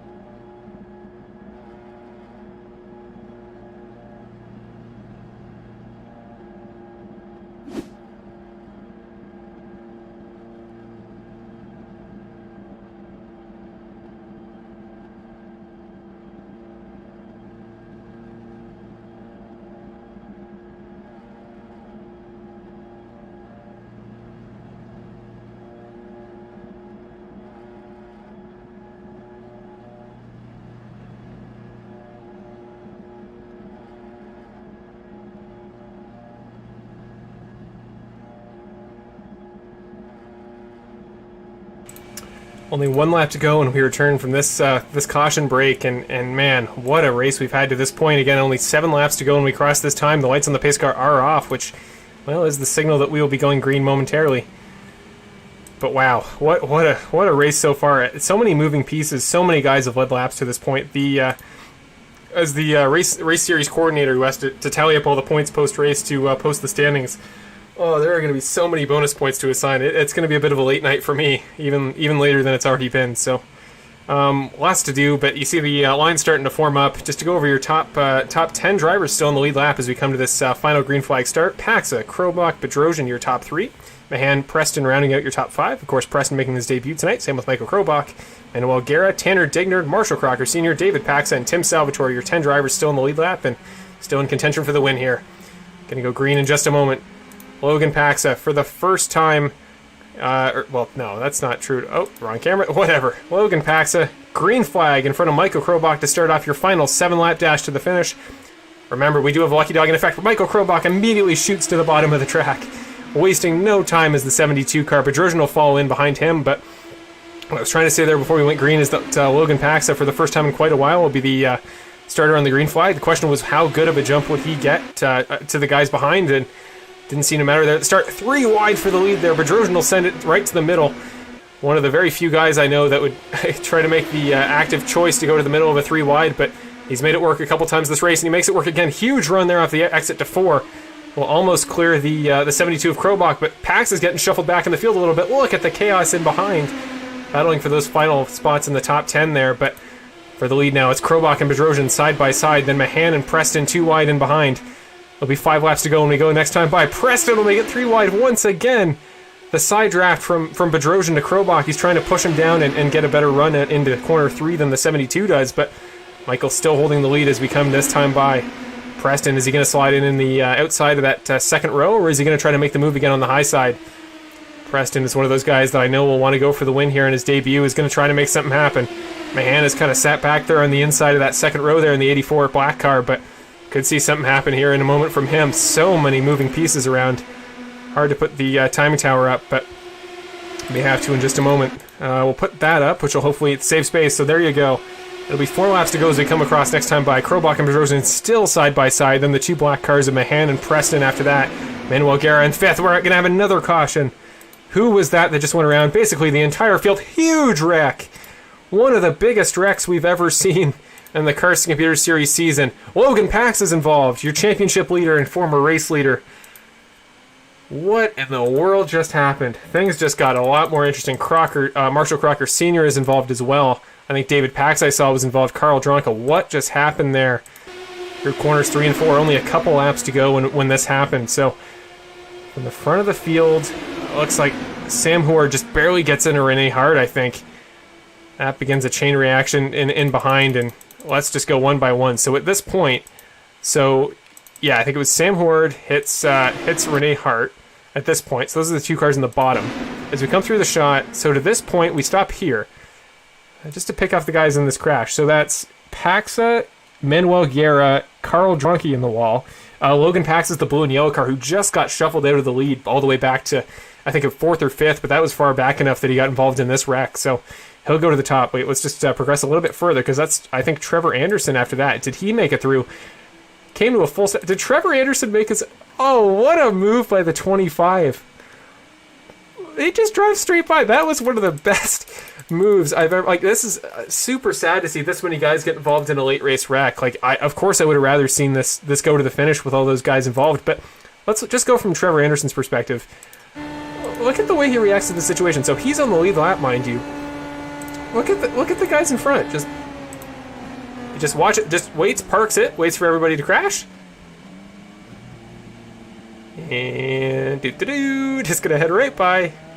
Puts it in second.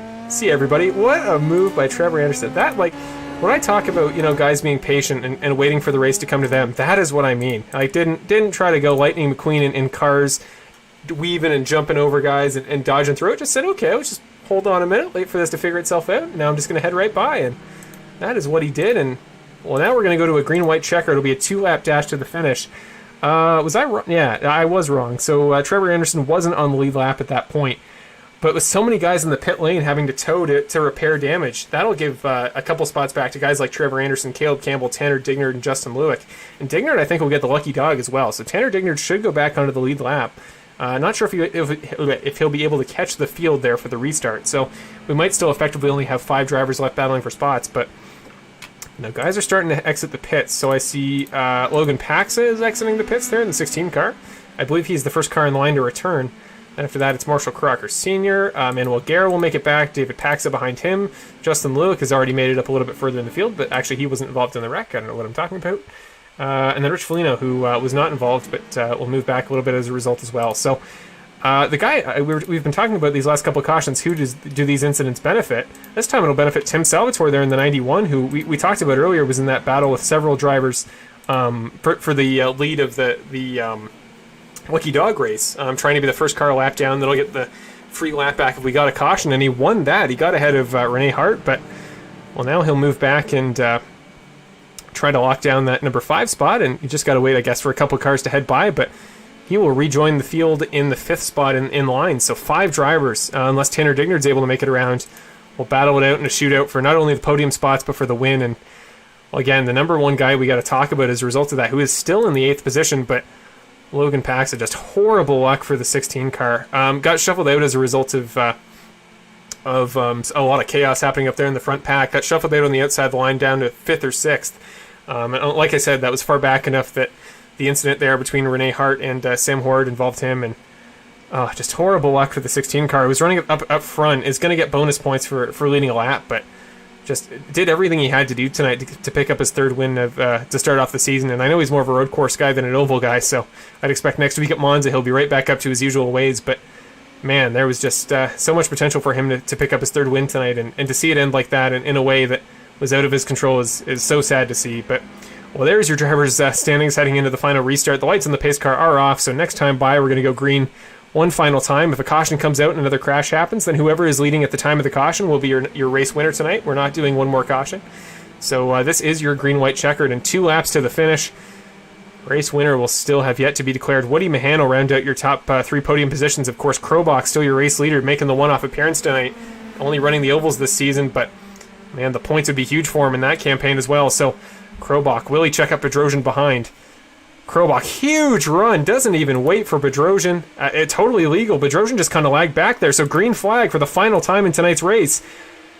Back from there, you see the rest of the drivers in the top 3 battling for spots, but, well, honestly, you don't. Look at the run that Michael Krobach got. I mean, it's coming to the backstretch. There's about to be a massive run from the 2 cars in behind. Mahan will make the move on Bedrosian, so Bedrosian may be the more aggressive, almost Padawan you can call him there, but the experienced master of iRacing, Woody Mahan, says, no, I'm going to show you how it's done. But look at the run he's going to get on Krobach at a corner number 4. Going to come to the white flag this time by. Now get ahead to the inside of Krobach. They might go 3 wide once again. Thought they might make contact. Nobody does. Now Preston will go to the bottom. Can Krobach defend from Preston? Max Preston comes out of nowhere in the number 6 car there on the bottom. 3 wide still. Bedrosian will have to slot in on that outside line. Now Preston, will he try to go underneath Woody Mahan? Thinks about it again. A huge run again from Krobach to the top side. Final time through corner number 3. Woody Mahan still on the inside. Bedrosian's going to send it 3 wide one more time. Who will take it out of corner 4? Krobach's going to get a better run than Mahan, but can Mahan get the push he needs? Coming to the line, Michael Krobach still to the final. Michael Krobach wins it at Texas Motor Speedway. Huge wreck right as we cross the line. Preston and Bedrosian getting together, but Michael Krobach, the oval master, won almost every oval race in the history of the Cars to Computers Racing Series, comes back and manages to make it work there. Wow, I mean, so let's just do a rewind there. I think Max Preston will pick up the 3rd, so making his debut tonight for the first time since the Cars to Computers days. He'll pick up the final spot. Andrew will miss the podium for the very first time this season, but let's just go over that. What just happened? So Krobach to the outside, doesn't manage to clear Mahan. I thought Woody might honestly get a better run. I thought maybe Preston was going to try to push him. That must be... So Preston just kind of popped up Bedrosian there, tapped him a little bit on the outside end of the corner. Bedrosian sends it in real deep, maybe tries to make contact, just kind of push Preston up a little bit to make the move there at the end, but Mahan came so close. Can we just get one final shot of that finish? Because it was hard to keep up with, because again, I thought so many different guys were going to have runs there. I wasn't sure what the momentum was going to be like coming out of the final corner, but let's go maybe from the perspective of...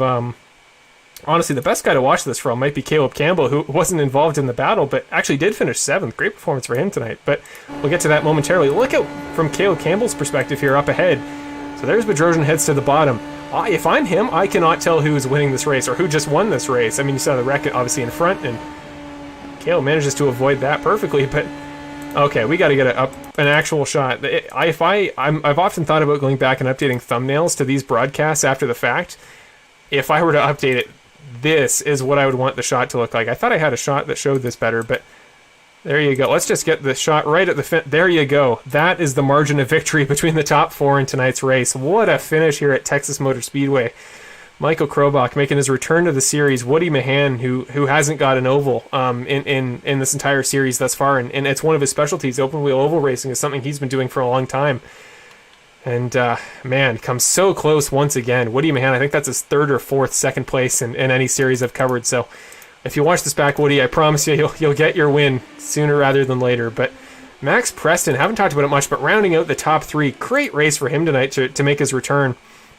It's been a little while since I've talked to him. I know he's had a lot of stuff in his personal life, including getting married since we last had a race that I covered. But that was Caleb Campbell we saw on screen. I'm trying to go back and find Michael Krobach. There we go. So got to pick up the victory donuts for our winner tonight, the 72 car Michael Krobach. It's been a long time since he made it out to one of these races, but well, he was kind of the my right-hand man when it came to running the old Cars to Computers series, and because of some other racing commitments, he's been unable to join the series full-time, but comes back tonight, makes his return, and oh, thank goodness I made I haven't got a chance to put it up, but here is the winner graphic for Michael Krobach, because I had the feeling there was a good chance I might need it tonight, because of course you go to an oval and you expect the oval master to do well, but man, he had some adversity tonight and did not make it easy on him. We'll go to the final results in just a moment, because there's so many interesting finishing spots to talk about that probably didn't come through very obviously on the broadcast because of how much people are moving around. But well, Michael Krobach, let's just get one final shot before we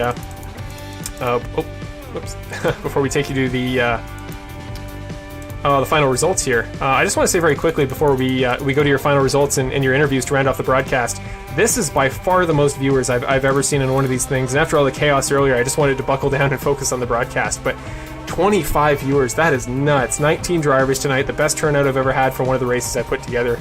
All of you watching at home, this is so special to me, and again, I apologize for everything that happened at the beginning of the broadcast, but man, what a night. This was chaotic as all heck, and man, going forward, I hope to be able to provide the same level of quality to you guys at home, because this was an amazing time. Congratulations to Michael Krobach, and now we can put up your final results, because oh boy, we got a lot to go over. So there are your final official results for tonight's race. One car does not show up on there. John Guerra, who I believe did leave the race a little bit earlier, he'll show up in just a moment, but that is your final results for tonight's race, unless, of course, we do have penalties to account for, which myself and our race director, Vince Ball, will look at post-race and see if that's something we need to consider. We can head back to the proper graphic here.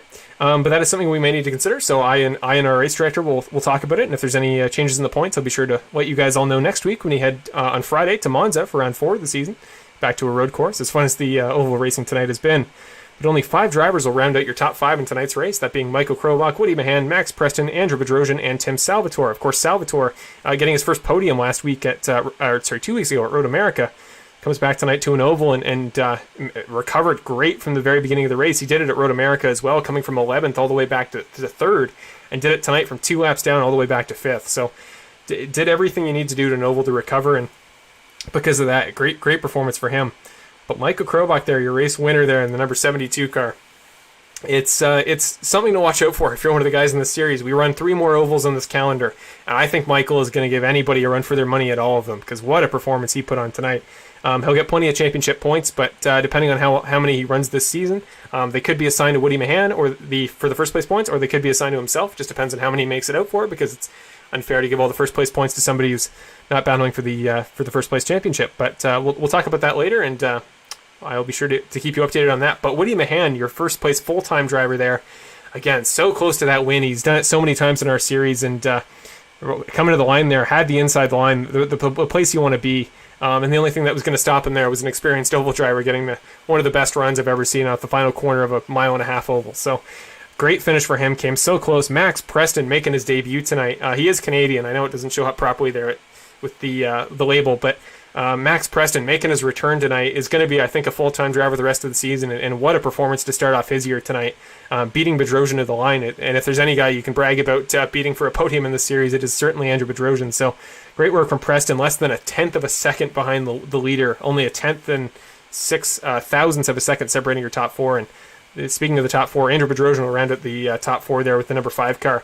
Led so much of the race, so will undoubtedly get the bonus point for most laps led, but what a performance for him tonight. He always seems to have a lot of speed here at these ovals, and maybe appeals more to natural racing sensibilities. But, well, great work for him tonight, and I look forward to seeing what kind of inspires him going forward into Monza, because came so close to 2 straight wins, came so close to a podium here. You got to think he's going to be putting everything he can in to prepare for next week's race, and I think we're going to see a very passionate, spirited, very fast Bedrosian going forward. But after that, I should probably hurry through because we got interviews to get to and a lot of drivers to go over. Tanner Dignard and Caleb Campbell, great performances for them tonight, coming across with a 6th and a 7th. And I know Tanner Dignard actually fought for positions very well at the beginning there. It was in the top 3 all throughout the beginning of the race. But Caleb Campbell never really battled up there at the front, but just, again, did everything you need to consistently, stayed on the lead lap, stayed in the draft, kept his nose clean. And every time we get a caution, it would bunch himself up again, and he was getting laps back. And to come away with 7th place points in a 19-driver field, great job there for the young number 18 driver. Logan Paxa there, again, heartbreaking end to his night tonight. He was so great through the beginning section, led quite a number of laps as well. He'll get some bonus points there on his end. But yeah, our pole sitter tonight did everything he had to do. Sorry, Bedrosian was our pole sitter. On the outside of the front row tonight, started in a great spot, ran up front all day, just got involved in a wreck there at the end, and that put the end to his night. But still, 8th place points again, and a field out of 18. Can't complain with that too much at all. Marshall Crocker Sr., again, a guy that was battling for the win there at the end, also had a comeback story of his own, but he'll come away with 9th place points, and again, don't think you can complain with that. Manuel Guerra, who had a great race as well, ran in the podium positions for a large majority of the inside portion of the race, so he tried whatever he could to make up spots. We'll put some background music in here, because just to fill the silence, but yeah, came very close there to doing better than 10th place tonight, and going forward with the ovals, I'm fascinated to see if he can keep that consistency all through a full race, because man, if he could do that, what a force to be reckoned with he's going to be at the ovals. And again, great to see his work tonight. But I'll try to run through quick after the top 10. David Paxa, Trevor Anderson also involved in that end of the race collision. Definitely could have competed for spots, but unfortunately were involved there, so they will lose spots as a result. Justin Lulick ran at the front for a large portion of the race, but getting involved in that wreck with Manuel Guerra towards the end that caused the chain reaction that took out a lot of other drivers means he will finish 13th, but a great performance for him making his debut tonight, and he's another driver I believe should run the rest of the calendar as well. Renee Hart and Sam Horde around at the top 15. Again, not guys we talked about all too much throughout the race, but Sam Horde making his debut tonight. Hoping going forward that he'll stick with us, and we got to see his progression throughout the season, because it's always something I love doing with drivers that are new to the series. But after that, Renee Hart again ran so well in that same spot as Tim Salvatore, just didn't quite get the same luck he did with the Lucky Dogs to move up further than that. So Not bad there for the 0-0. Did the best he could tonight, but unfortunately we'll have to come away with 14th place points. After that, Carl Dronka, Rich Foligno, and Jack Hillier ran at the field tonight. Carl Dronka was running at the front for a large portion of the race, but too many incidents meant that both himself, Rich Foligno, and Jack Hillier all had to retire towards the end of the race. That being said, so much to go through with tonight, and what a chaotic race overall. So we'll go to your interviews in just a moment, but I think I need a second to catch my breath, because wow, after the chaotic start to the race, and again, apologies for all the technical difficulties. I'll see if I can find a recording going forward that I'll cut into this broadcast when it's reposted on YouTube, so that you can watch the whole thing in its entirety. But if I can't, hopefully you guys enjoyed what you did see, and going forward, I promise you, hopefully the same quality of action, provided all these guys come back, which I believe they should, and 19 drivers at a road course would be so much fun. But we'll go in just a moment to Max Preston. Let's just check the booth and see if he's able to make it in. Looks like he is, so we'll get ready and set to go for your first interview of the night with third place finisher, Mr. Max Preston, who just narrowly beat Andrew Bedrosian to the line at the finish. Hey, Max, it's Marshall in the booth. Behind us. Oh, hey, Max, it's Marshall in the booth. You got me? Oh, hey, Marshall. Yeah. Hey, how's it going? Well, first of all, making your return to the series tonight, doing so at one of the most chaotic races we've had maybe ever in a race I've hosted. But first of all, just walk us through that finish there, coming back, and Andrew Bedrosian, one of the best drivers in our series, came away with 2 podiums in the first 2 races, but at the end there, you were able to outduel him. Coming to the final lap, what was your strategy there? Were you thinking the high line was going to be able to get you the run in the final corner? Were you thinking you had to stay on the draft? Just kind of walk us through that last couple of seconds. Yeah, you know what? Coming across the line there, with the green-white checkered, I was trying to process and understand, what the best strategy was going to be here. Because essentially what had happened was, throughout the entire race, Bedrosian would be on the inside in first, and I would be on the outside in second, and we were kind of landlocked like that, right? So Justin and I, we were chatting the entire race. And it's unfortunate. I think he had an incident with another driver. It's, I'm not sure what happened, but it's unfortunate to hear. It sounds like someone may have hit the apron, or I don't know. But either way, with Justin, losing Justin as my teammate kind of left me a little bit all alone. So, coming into the final lap there, after processing and thinking what I'm going to do, I figured it's like, you know what? It's going to be an all or nothing thing. Either we're going to podium, either going to win, or we're going to crash out and be a hero trying to get there. So, let's just try and figure it out. So I found running the midline coming in to turns, the first 2 turns 1 and 2, and then 3 and 4, you'd end up getting a pretty clean run. And so if you just were able to sneak your nose in on the inside, coming in the inside line, then that's pretty much the optimal lap and the optimal line here. So I just tried to position my car in in the perfect place where I wouldn't get taken out, passed on the inside from someone behind me. Concurrently, I was trying to box in the person who was ahead of me, who was drafting behind Bedrosian.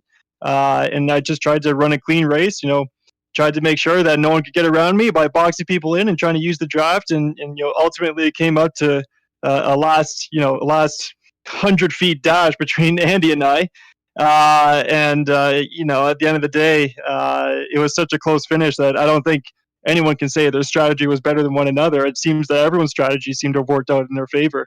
It just, there wasn't enough room for 4 cars coming across a 3-podium line. Well, not quite, but you guys certainly made it close and boxed him in as best you could there. That was one of the closest finishes I've ever seen, let alone in one of our series. But, you come back from the Carts and Computers series, and I can't remember if it was your last race or one of your last races, but there you won at Laguna Seca, just barely beat Andrew with the line in that race, and now do it in again. You got to wonder. There's not many rivalries in our series, but that would be a narrative you could definitely push going forward. But just talk about coming back from that. What's your experience been since then with I know you've had a lot going on in your personal life, but with league racing and stuff, how much of that have you done since then? How rusty were you coming into tonight, and how comfortable were you feeling about the return being at an oval rather than our usual road course? Yeah, first of all, I have to say one thing that I'm pretty sure you're right, Marshall. I think the last race that I may have taken part in was Laguna Seca, and of course, Andy and I, that was another last lap dash to the finish line, and Andy's a great driver. There was a moment in this race where him and I were battling first and second, and I was on the inside. I think it was the halfway mark. And there was a lap car coming up, and Andy did Andy pulled the the intelligent, smart, and the strategic move of moving up the racing line out of the draft point in the mid part of the track, caught the draft on the lap car, used it, passed me, got back on the inside line, overtook me for first place. I can't say Andy did anything wrong this race, and he pulled some fantastic moves, and if anything, he's a great wheel to wheel driver, and I look forward to racing wheel to wheel with Andy in many races to come coming forward. So if a rivalry is what it is, well, at this point, I like Andy a lot, but if he's going to be my rival, well, we're going to start playing some head games out of the track, and we're going to have some fun on track with each other. But it's going to be a lot of clean, fun racing, and we'll see who comes out at the front at the end of this winter series. But I'm really glad to be back, Marshall. Second from that point as well, I had been doing some racing on the side, mostly the iRacing official series, but also I've been quite busy in my personal life. One of those activities was taking part with my racing team and testing a Pinty Series NASCAR over at the local track in Shannonville in Ontario, Canada here. So I've been setting myself up for a ride in that next year with New Speed Motorsports. So that's been on the personal side of things, which has been exciting for my racing career. But on the track, there's a local series, Chris McGuire puts it on. And honestly, Marshall, it's Friday, Saturday, Sunday night, 15-minute long races, no damage. They're usually oval races, fixed setup. And at the end of the race, it just goes to another oval, whether it's Talladega, goes to another car, whether it's NASCAR, or whether it's Pro Mazda. He's been doing a lot of the Pro Mazda races lately. And since there's no damage, it's been a great, great spot to coincidentally build up a lot of experience racing in that, fun little beer league. And so when we had the race here with this car, it was a very easy and natural transition into it. And I'm glad that I was able to podium in such a tight, chaotic, and stressful race at the end of it.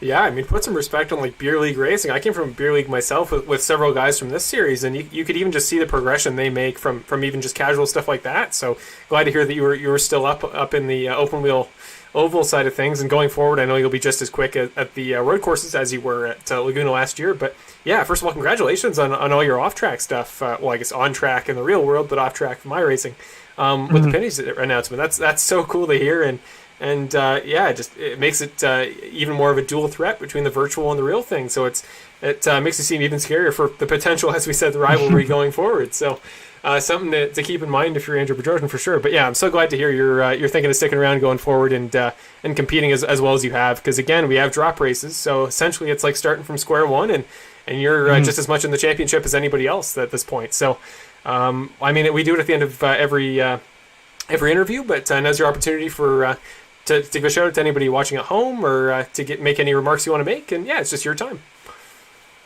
Yeah, thanks a lot, Marshall. First of all, as always, thank you very much for putting on a great race tonight.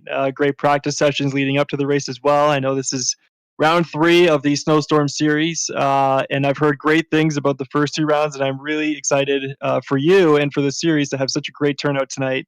More competition, the better, and there's a lot of talent out there on the track. So it's really exciting to watch the numbers grow. So thank you again to you specifically for putting this on tonight. Second from that point, always have to thank my family, my wife Alyssa, who's upstairs watching right now, my mom and dad, Gabe and Mike Preston, with my sister Jenna Preston, and extending that out to my racing team as well, New Speed Motorsports, with the Simone family, Anthony Simone, Kathleen, and Rocco. As well as little Leo, and the rest of the team as well, who are all taking part either racing in real life down in Florida with Rocco Simone, taking part in Florida Winter Tour and SCUSA Winter Series, or if they're taking part in online races like myself.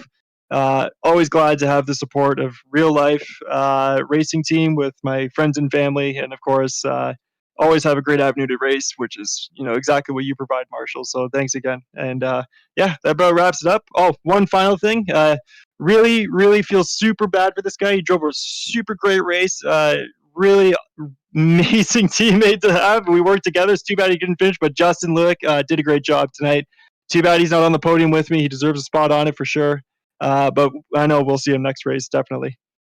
Awesome. Well, first of all, thank you for the nice words, Max. Always one of the best spoken guys to talk to in the interviews. So it's always a pleasure when when I find out I get to. But yeah, we'll look over Justin's incident on his behalf. It was a shame that he headed out as early as he did. But yeah, I want to give the same thank you to all of your friends and family watching at home. And hopefully we, after we got some technical difficulties to start the broadcast figured out, we had a great show, and so much of that could be placed on your shoulders tonight. Congratulations with the third, man. Can't wait to maybe talk to you again next week at Monza, and just have a great rest of your week in the meantime. Yeah, you too, Marshall. Thanks again. And certainly I'll start practicing for Monza right away. Justin and I have already been talking about it, so can't wait to see you next weekend. Yeah, you too. I'll put up a practice session sometime this weekend, and I'll very gladly run in it as well. I love Monza, and hopefully you guys do as well. But thank you, Max. It has been a pleasure to have you back. Cheers, Marshall. Thanks. Well, with that being said, we finished your first interview of the night, and Max Preston, always one of the best-spoken guys to talk to. It makes it easy from an interviewer's perspective because, kind of answers the questions before I can think to ask them. So, well, thank you, Max, so much for coming back. Thank you to Max's family and friends for making it out tonight and for getting to witness one of the best performances I've seen from him and maybe in a very long time since I started watching him on iRacing. But the next guy we got to go to is a guy that I haven't talked to in the broadcast booth in a little while, but what a performance he had tonight as well. Let's talk to Mr. Woody Mahan, your second place finisher tonight. Hey, Woody, it's Marshall in the booth. You got me? I do. Good evening. Good evening, Mr. Mahan. Well, it's happened so many times in the series before. I remember the first time I ever watched you on the iRacing service. You almost won our All-Star race last year in the Carts to Computers series. But you come out tonight, we come back to an oval, and you just have a great performance from start to finish. I asked about it to Max, but just walk us through those final couple laps, or I guess the final 2 laps after the green-white checkered. I mean, not much time to go. You start in a very good spot, but so many competitive drivers around you. Just what's the mindset? Were you thinking you were going to see another crash again and you were going to try to avoid that? Were you going to go for the spots right at the beginning? Just what was your mindset coming through the green-white checkered laps? I think if you have the mindset of looking for the crash, then I think everybody else who's trying to go, you inevitably end up going backwards. My biggest thing in the green-white checkered is looking for a realistic place to go for it. That's the main thing. Right, and you made the move there to start off the final lap. You were to the inside, coming to the final corner. If Michael hadn't got just a little bit bigger of a run, I think you absolutely would have had it there at the line. But all the way through, I mean, so many cars tonight. The best turnout we've ever had for a series I put together. So many cars around the track. Just kind of talk about from start to finish. I know the track itself isn't difficult, but what was your experience like with lap traffic, driving in the draft with other drivers? I know some guys were talking about bump drafting coming in. Just what were the biggest things you had to think about tonight as you went through the 125 laps? The main thing is when you get in a place where I guess lifting, where drafting becomes a thing where you can hold it wide open or you don't have to be a whole bunch of off throttle time. It's everybody kind of staying in a lane, and it's very similar to freeway driving. Is you watch for everybody, but I mean, at some point you have to kind of make a decision. Am I staying here? And you have to play your hand like that. I thought I have quite a bit of oval experience. I wouldn't say that oval racing is not my favorite, but it's just kind of, it's what Loud Pedal Motorsports does a lot of. So that's what I do a lot. So the tendency is you just pound out laps, try to be smooth, and the oval cars and everybody, you take care of yourself, and you can do that by just paying attention. Right, and you made the freeway reference there. I mean, no speeding tickets in iRacing, and you were proving it there by the end. And everybody, absolutely, I'll have to give a props to everybody post-race, but everybody kept it so impressively clean all the way through. And even that incident at the end that you were able to avoid, even that was just by happenstance. It wasn't necessarily anybody's major fault. So it was such a great race to watch. So many quick guys around you, and one of the quickest there. And I've said it a couple times, but I keep watching you get so close to the wins, and just at the end, it's ripped away from you. What going forward do you think is the best opportunity you have? As you say, it's not just the ovals you'll be quick at. So we go to Monza next week, Mosport the week after that. When do you think will be the next time that you think we'll be talking to you in the booth again, maybe as the final interview of the night? I think you're going to be talking to me next week, and the week after that, it's going to, I just feel like we'll just keep knocking on the door. I'm not frustrated at all. I told Mike if either way, if he hadn't given me the sliver on the white flag, I was going to use more of the. It was depending on how much of the grass was I going to use to make the pass. The thing was, you have the momentum and you have to use that momentum, or I would have just lifted and I would have stayed behind him no matter what. So that's, once it comes down to it, is this is the cards and I have to play them now or I don't ever get a chance to play them. But man, the car's a lot of fun on road courses. Actually, the first two races, the Roval and Road America, I'm actually kind of shocked at how really fun the car is to drive. Like, real fun. I wish it had just a little bit more horsepower, but it's a really fun ride. Absolutely, and I think it'll be a blast at Monza. I love the confidence there that you think we'll be talking to you again that often, and you've made it very clear that you're going to be somebody to be reckoned with all season. And yeah, I'm glad you're having fun, and it's been fun to watch. And I know it was a bold choice to go with something a little bit unconventional. Not many series run the Indy Pro, but to see so many guys enjoying it is what I love to see. So I'm glad to hear everything you said there, and I'm looking forward to again talking to you next week, because you're always a pleasure to talk to. But I mean, going out of tonight's race, as we do with all the interviews, now's your opportunity to thank anybody at home. Say whatever you'd like. It's your chance for your remarks before we head off to Michael. So first off, I want to thank Mike for once again stealing a victory.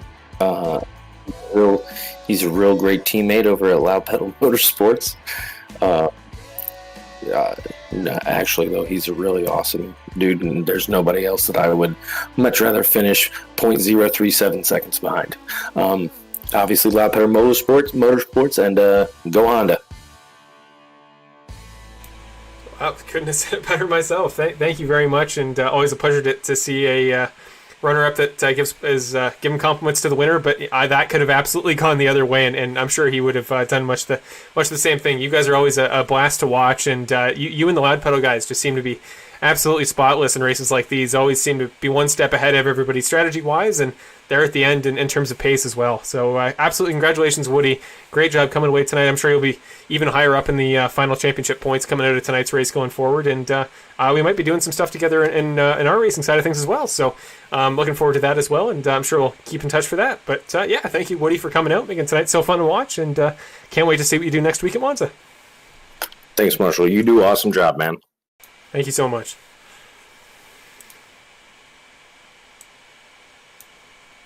Well, with that, we'll round out your second interview of the night, and now we head on to, well, Woody just alluded to him, but Mr. Michael Krobach, guy I've talked to many times throughout my iRacing career, and well, he's won so many ovals in the past, and comes to a new series, makes his first debut performance, only running a part-time schedule, and well, he does it again. Mr. Michael Krobach, let's pull him into the booth. Hey, Michael, it's Marshall in the booth. You got me? Hey Marshall, how's it going? Oh, I'm doing pretty well, and apologies there for making you wait so long. It was a long interview, but I know that Woody and Max are always super well spoken. And well, first of all, I mean, Woody in his interview just a moment ago made very sure to give lots of kind words to your performance tonight, and I will echo them all. What a job tonight to make the return to the Snowstorm series. You know, you come in, you didn't necessarily run up front at the very beginning of the race, and I assume that it was more so for a strategy call, but I'll talk to you about that first. Starting off in the race, 19 cars, the best turnout I've ever seen for one of these races. What was your strategy? Was it intentionally to go to the back, maybe sit at the back of the lead lap and just let things happen, or what was your approach to the start of the race tonight? Exactly 0 laps in this car prior to the practice session for this race, so I was kind of just trying to figure out what this car did in traffic and how it behaved in the air and what kind of runs you could get and where you'd stall out. And so I was just kind of wanting to hang in the back, not cause any wrecks, because you hate to be that guy join the series and cause a first wreck, so I didn't want to do that.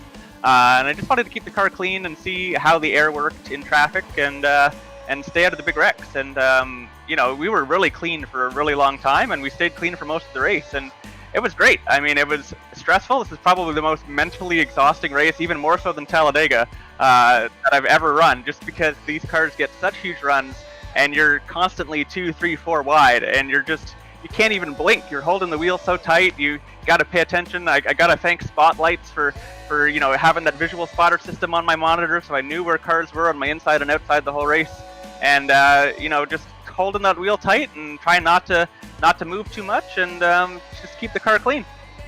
Well, I never would have imagined that the winner tonight would be coming into their first race in the car, let alone running here at Texas. But Yeah, all the way through, you just seem to be so solid like many other guys. Everybody ran so impressively clean throughout the entire thing. I know we had a couple wrecks, especially the one there at the very end, but everybody just stayed so impressively well driven. So I'm sure that would have made the whole thing a lot easier to figure out. But you come in tonight, and I'm sure you have a lot of experience at the current Texas and your own NASCAR efforts and things like that outside of this series. But coming into Texas, or a mile and a half oval, you knew probably that there wasn't going to be a lot of braking and things like that. So what was your mind focused on? Were you thinking about it at the very end there, got to get all these spots early, it's going to be very easy to defend?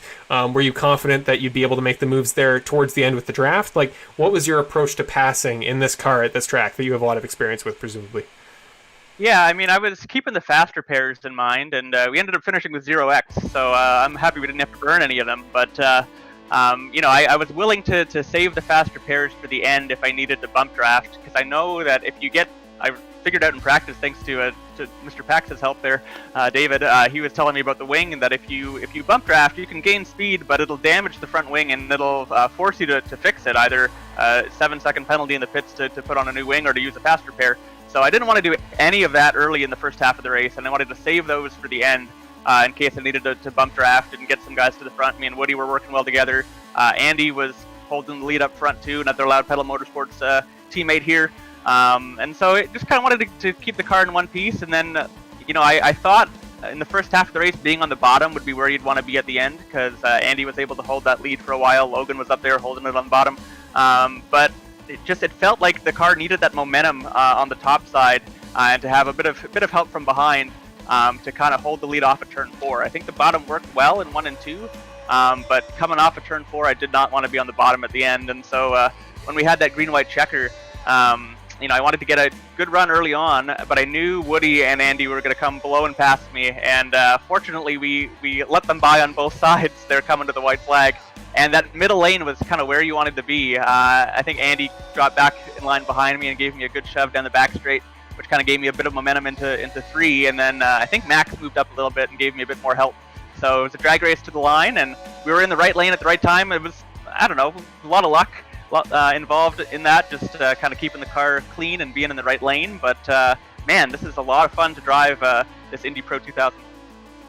Absolutely. It was a car that didn't even cross my mind until I came to the last couple days of planning this, and I thought, wow, this is ton of fun, especially the few oval races I'd done, and tonight the racing was amazing. Like I said, everybody stayed clean.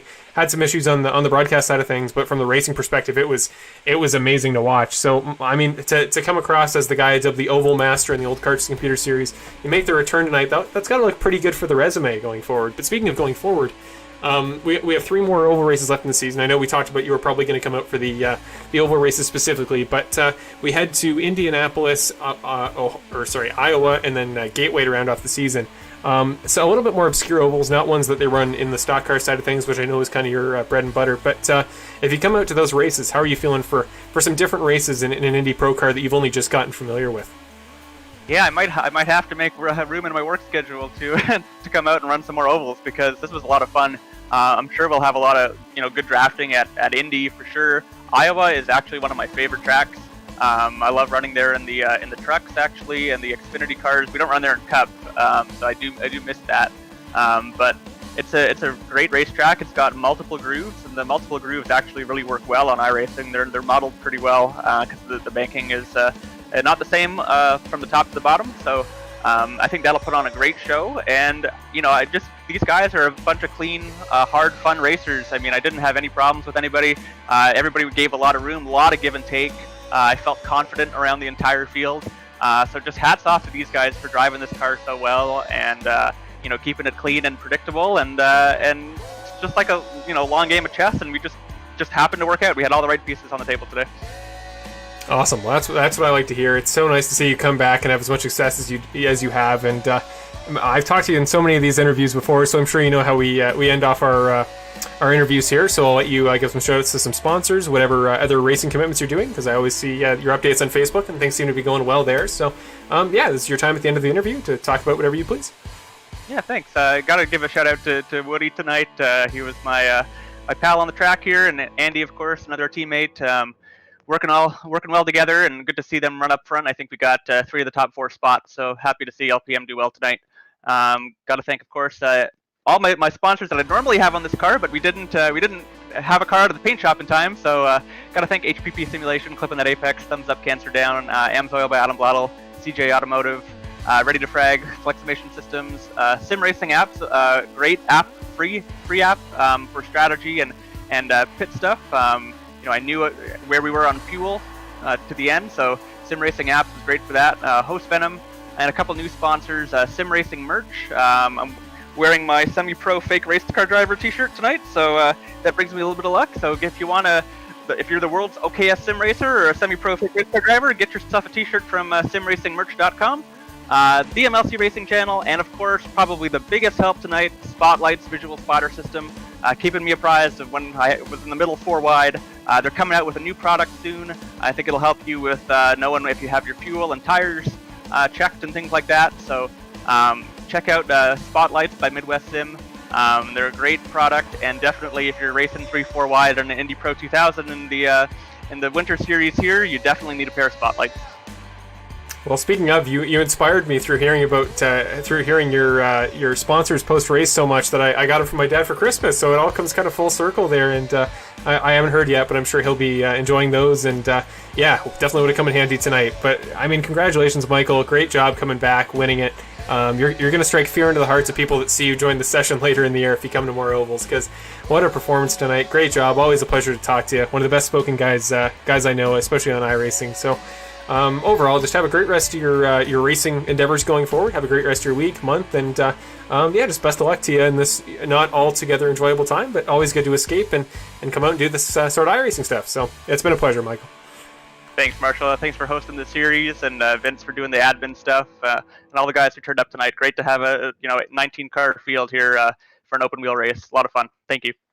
Thank you.